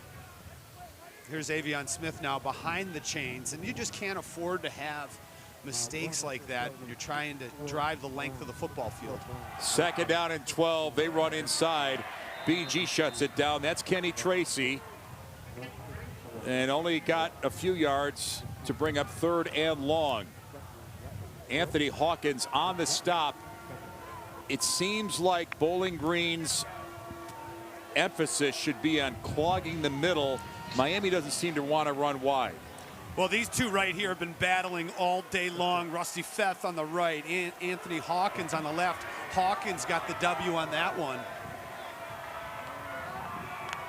3rd down and 7. And Smith is going to have to roll out. And he is taken down short of the first down marker. And that is Anders on the stop, who did not buy the fake. You could see Smith using those nimble feet, but that time Anders didn't get faked out. He took him down. Well, it starts again from Hardiman. Look on the right. He almost got held there. And then here, I thought Avion Smith was going to get him, but Darren Anders wraps him up, brings him down, and the punt team is headed out on the field. And the sideline of Bowling Green is screaming and imploring and waving at their defensive front to hold their water, don't jump, because jumping off sides would be a first down for Miami. Yeah, let's see if they even go with a long snap. No.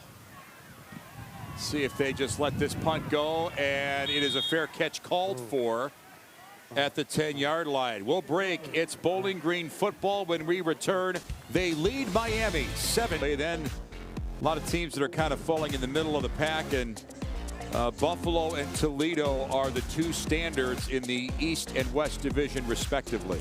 And Buffalo currently is up big on UMass. Toledo, of course, going to play down the street shortly against Kent State.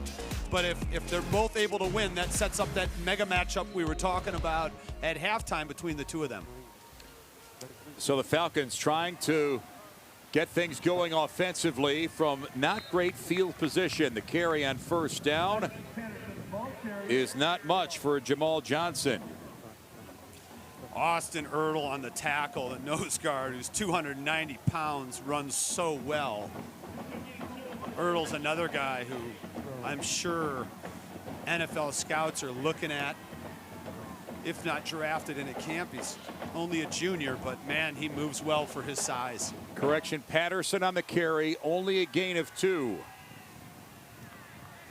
So 6.5 minutes. Now you're Bowling Green. You just want to kind of keep your offense on the field, keep the clock moving, and obviously get yardage. Oh, big run in the middle here.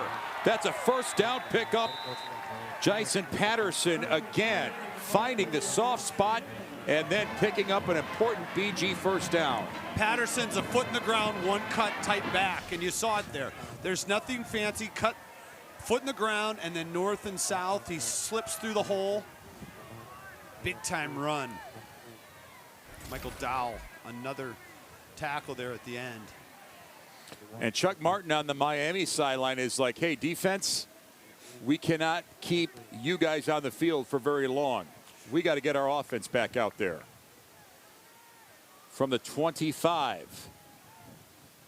On the ground, Patterson again. This time space on the outside, still up, still going at the 40. Finally, 3 tacklers convene to push him out. Flag though at about midfield. And they're going to get a block by C.J. Lewis in the back at the tail end. He was blocking on the outside, and as Patterson ran by him, Lewis, I believe, pushed the defender. Let's see. Holding. Offense, number 11. 10-yard penalty from the spot of the foul will still result in a first down. So a mixed bag. The run was so big that they still get a positive yardage on it.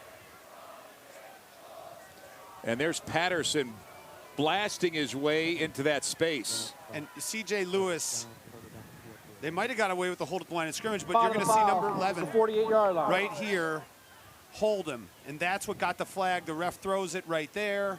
And that's why it's still a first down, because it was so far downfield.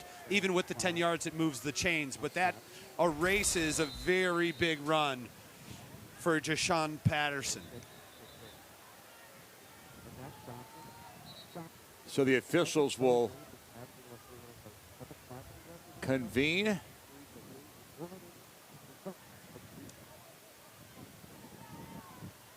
And Bowling Green's going to kind of take advantage and get themselves sorted out offensively. 5.5 minutes left to go. Bowling Green has been in this game from the get-go, and Miami's dominance running the football has not been as prevalent this week as it has been in the games leading up to it. And right now, I always listen, the better offensive line, the better running game usually gets stronger as the game goes on because they're wearing down the defense. But it's Bowling Green's rushing attack that's starting to hit its stride. Keith spins out of one tackle, but then he's swarmed under. And now the officials blow the play dead. Going to probably spot the ball outside the 40-yard line. It's going to bring up third and a meaningful 5 or 6 yards. And Bowling Green right now is giving Miami a dose of their own medicine, at least the Miami version without Brett Gabbert. That is running, using a number of different backs, keeping them fresh, and imposing your will at the line of scrimmage with your offensive line. Okay, sorry, second down, not first down, but clock still rolling. That is an advantage for the Falcons. Here's Patterson. Oh, the quarterback, Keith McDonald. Not sure if that was what he wanted to do, but it was certainly a negative play for Bowling Green. Yeah, you know, they were running the zone read. McDonald kept it. The problem is when you keep the formation that they had, they only had a tight end on the edge, which means there's a defensive back out there in space. And Levi Gazarek was not able to get enough of John Saunders right there, and Saunders was in perfect position to tackle McDonald for a loss. So third down and 8, ball at the 40. McWood on a blitz. He McDonald gets out of one, but not both. Way too many white jerseys in there. And the Red Hawks are going to make Bowling Green punt the football. We've talked earlier about the club that McWood's, and you wonder, watch McWood blitz right there to the right of your screen. He flies over top, but you wonder if he has two hands that are able to grab onto him. Does he bring McDaniel down? Doesn't matter. They get the sack anyways. The Falcons are up to the challenge for the most part today, but there is still work to do. They brought a lot of pressure, but a good punt and a fair catch called for. Great punt by Bowling Green. No return. Miami football at their own 25. 3.5 minutes left, and a problematic spot for Avion Smith. But again, his inexperience is not as important as his presence and his skills. Yeah, well, we're going to see what Smith is able to do. He's got, because it's on him at this point. You know, he's got, and 3 points won't work, so they've got to go the whole 75, get into the end zone. 65. First down, they go play action. And now Smith is on the move, and he's just going to get out of bounds. Positive yardage, but nothing developed downfield. So he takes what the defense gives him. And really, you know, Ryan, we haven't talked about this yet. The challenge for Bowling Green's front line is to, I mean, you want to contain him and keep him inside, but he's so good at seeing those running lanes that even when you contain him, he can still hurt you. Yeah, exactly. And what the answer to that generally would be is having Darren Anders or one of these linebackers spying on him and expecting that. They throw, and ball is bobbled by Cold Iron and dropped. Red Hawks have not made any mistakes with bobbled catches, but or bobbled, pass attempts. That's one of them. Yeah, Jack Cold Iron. I was wondering when they were going to go to the big fella. You want to get the ball to your tight end and maybe work the middle of that defense. But you got Darren Anders. You always need to have that thumper in the middle of the defense. Right in the vicinity. This is 3rd down and 7. So again, this is where Smith, last time he was in a box like this, he beat him with a long run.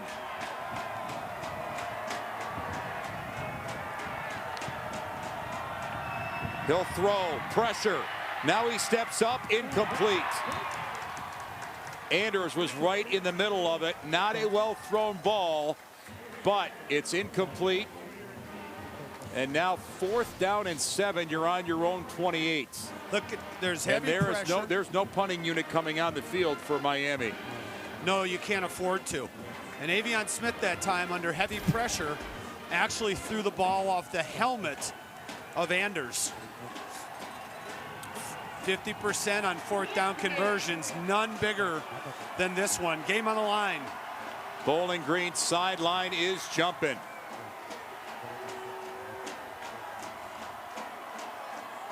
See what kind of pressure the Falcons bring. Pressure. Now he rolls out of the pocket. He'll run and he will be stopped. Maybe about 2 yards shy of the 1st down. Boy, he's awfully close. He lunged ahead. I don't know. He may have gotten it. It is that close. They say no. They say it's Bowling Green football. Smith tried to ride a blocker to get the 1st down, but he did not have enough. Well, this pass rush was terrific, and it's Carl Brooks coming off the end that ultimately flushes Avion Smith. Look at Brooks to the right of your TV screen, and number 11 can't get him, but he does flush him out. And then you have the backside pursuit. Walter Hare and Anthony Hawkins combined with Carl Brooks. That front three have been terrific this afternoon. Okay, let's be clear. 2:38 is left. Bowling Green can't go to victory formation yet by any stretch of the imagination. They got to burn this clock. They have good field position. They don't have to do anything huge, but still. Miami has 2 timeouts. Bowling Green's been running the football very well, and look at how many people are on the line of scrimmage defensively for Miami. Patterson stays up, pushing the pile, and he stays in bounds. Boy, this series is tailor-made. 30 seconds. Charge timeout. Miami. Tailor-made for Jason Patterson. This is where you want your power runner to flex, use that power, stay in bounds, and get that yardage. Yeah, the 220-pound bowling ball. See Scott Loeffler, he has to feel good about where he's at, but not totally convinced. But with Miami using that timeout, 2nd and 5, if Bowling Green is able to convert a 1st down, they're going to be real close to being able to get into that victory formation. And Michael Dowell had Patterson in the backfield. He stepped out of the tackle, and they're going to look back at the film and say that that was a huge play by Patterson. And again, 7 Miami Red Hawk defenders on the line of scrimmage with 4 right behind him. Patterson again, he waits and just gets kind of swallowed up. Now the clock is stopped again, 2:27. As we take a look at the Miami sidelines, we've referenced the great timeout of the half. resume that Chuck Martin has, being one of the longest tenured coaches in the Mid-American Conference. And with consistency usually breeds stability, which usually breeds success. And Chuck told us earlier this week, he said, you know what, I understand all the struggles that Scott Loeffler is going through here at Bowling Green. You take over a program, it's kind of at a low point. You have to maybe have a year or two to kind of start re-fortifying the trenches. And that's a guy right there, Chuck Martin, who understands the very difficult obstacles that can present themselves to a coach in this conference. And Chuck Martin's a proven winner. 2 straight national championships while at Grand Valley, was at Notre Dame with Brian Kelly. Inherited a program here that needed some help, and now he's got it past the point of needing help and in the pole position as a perennial contender. They're going to run wide, and that's Patterson just putting his head down for a first down pickup. The power run. They go wide, and they hit it, and they get the first down. And they've been going off that right side. Alex Wolschlager, Bronson Warner. Look at the offensive line, getting fits on bodies. Beautiful job. You got the center, Jakari Robinson, pulling to get out front. And Jason Patterson. Did they stop the clock? No, the clock's rolling. So the game is tilting definitely more in favor of Bowling Green. Inside 2 minutes, 1st and 10. Back to Patterson. Boy, it's just a will right now for him to push those legs forward. I'm pretty sure the way the rest of this game is going to go. Patterson's going to get the football. Miami's going to have to find a way to stop him, and the way the clock is rolling, it's getting more and more treacherous for the Red Hawks. Well, Patterson, you look at that, the career high, 94 yards today on 18 carries, 5.2 is what's most impressive. But for me, it's this offensive line and their response from last week, and Coach Loeffler asking those big guys to put this football team on their back and win us a football game. We need to get 2 first downs. We're going to do it on the ground, and we're going to do it right behind you guys. Now go get the job done. And they've responded very well. 30-second. Charge timeout. Bowling Green, their first of the half. You know, to reflect back on Patterson, Ryan, you say, well, 94 yards. That number, you know, if you don't top 100, that doesn't really grab your attention, but it's the way he got those 94 yards.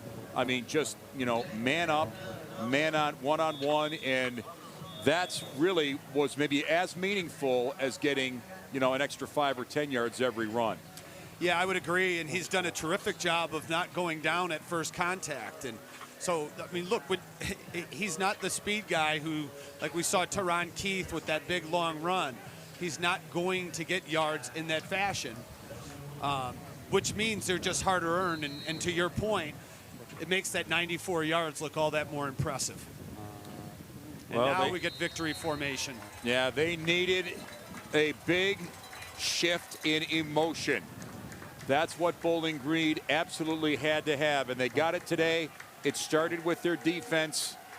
They overcame a mistake by Matt McDonald with the red zone interception early, a field goal that was a miss, and now it is the Falcons of Bowling Green who are going to get a very important, meaningful win over Miami. And the Falcons are going to be very, very happy with the outcome of this game. Well, Coach Loeffler in particular was searching for answers. He said all week, I couldn't figure out the why. Why did this happen? He met with his leadership council and asked them the why. And then he turned the page and said, how do we get it done this week? And he was calling on not only the leadership council, the seniors, but everybody in his locker room to bring the effort that they needed. And from the opening kick, that effort was there, and it results in a big win for Bowling Green. They circled the wagons, found the emotion they needed, and they ride the wave to a win over Miami. Great win for Bowling Green. The Falcons are feeling great. So for my partner, Ryan Cavanaugh, I'm Dan Gutowski saying so long from Bowling Green, Ohio. Our final score, Bowling Green's Falcons 17, Miami 13. This has been a presentation of ESPN.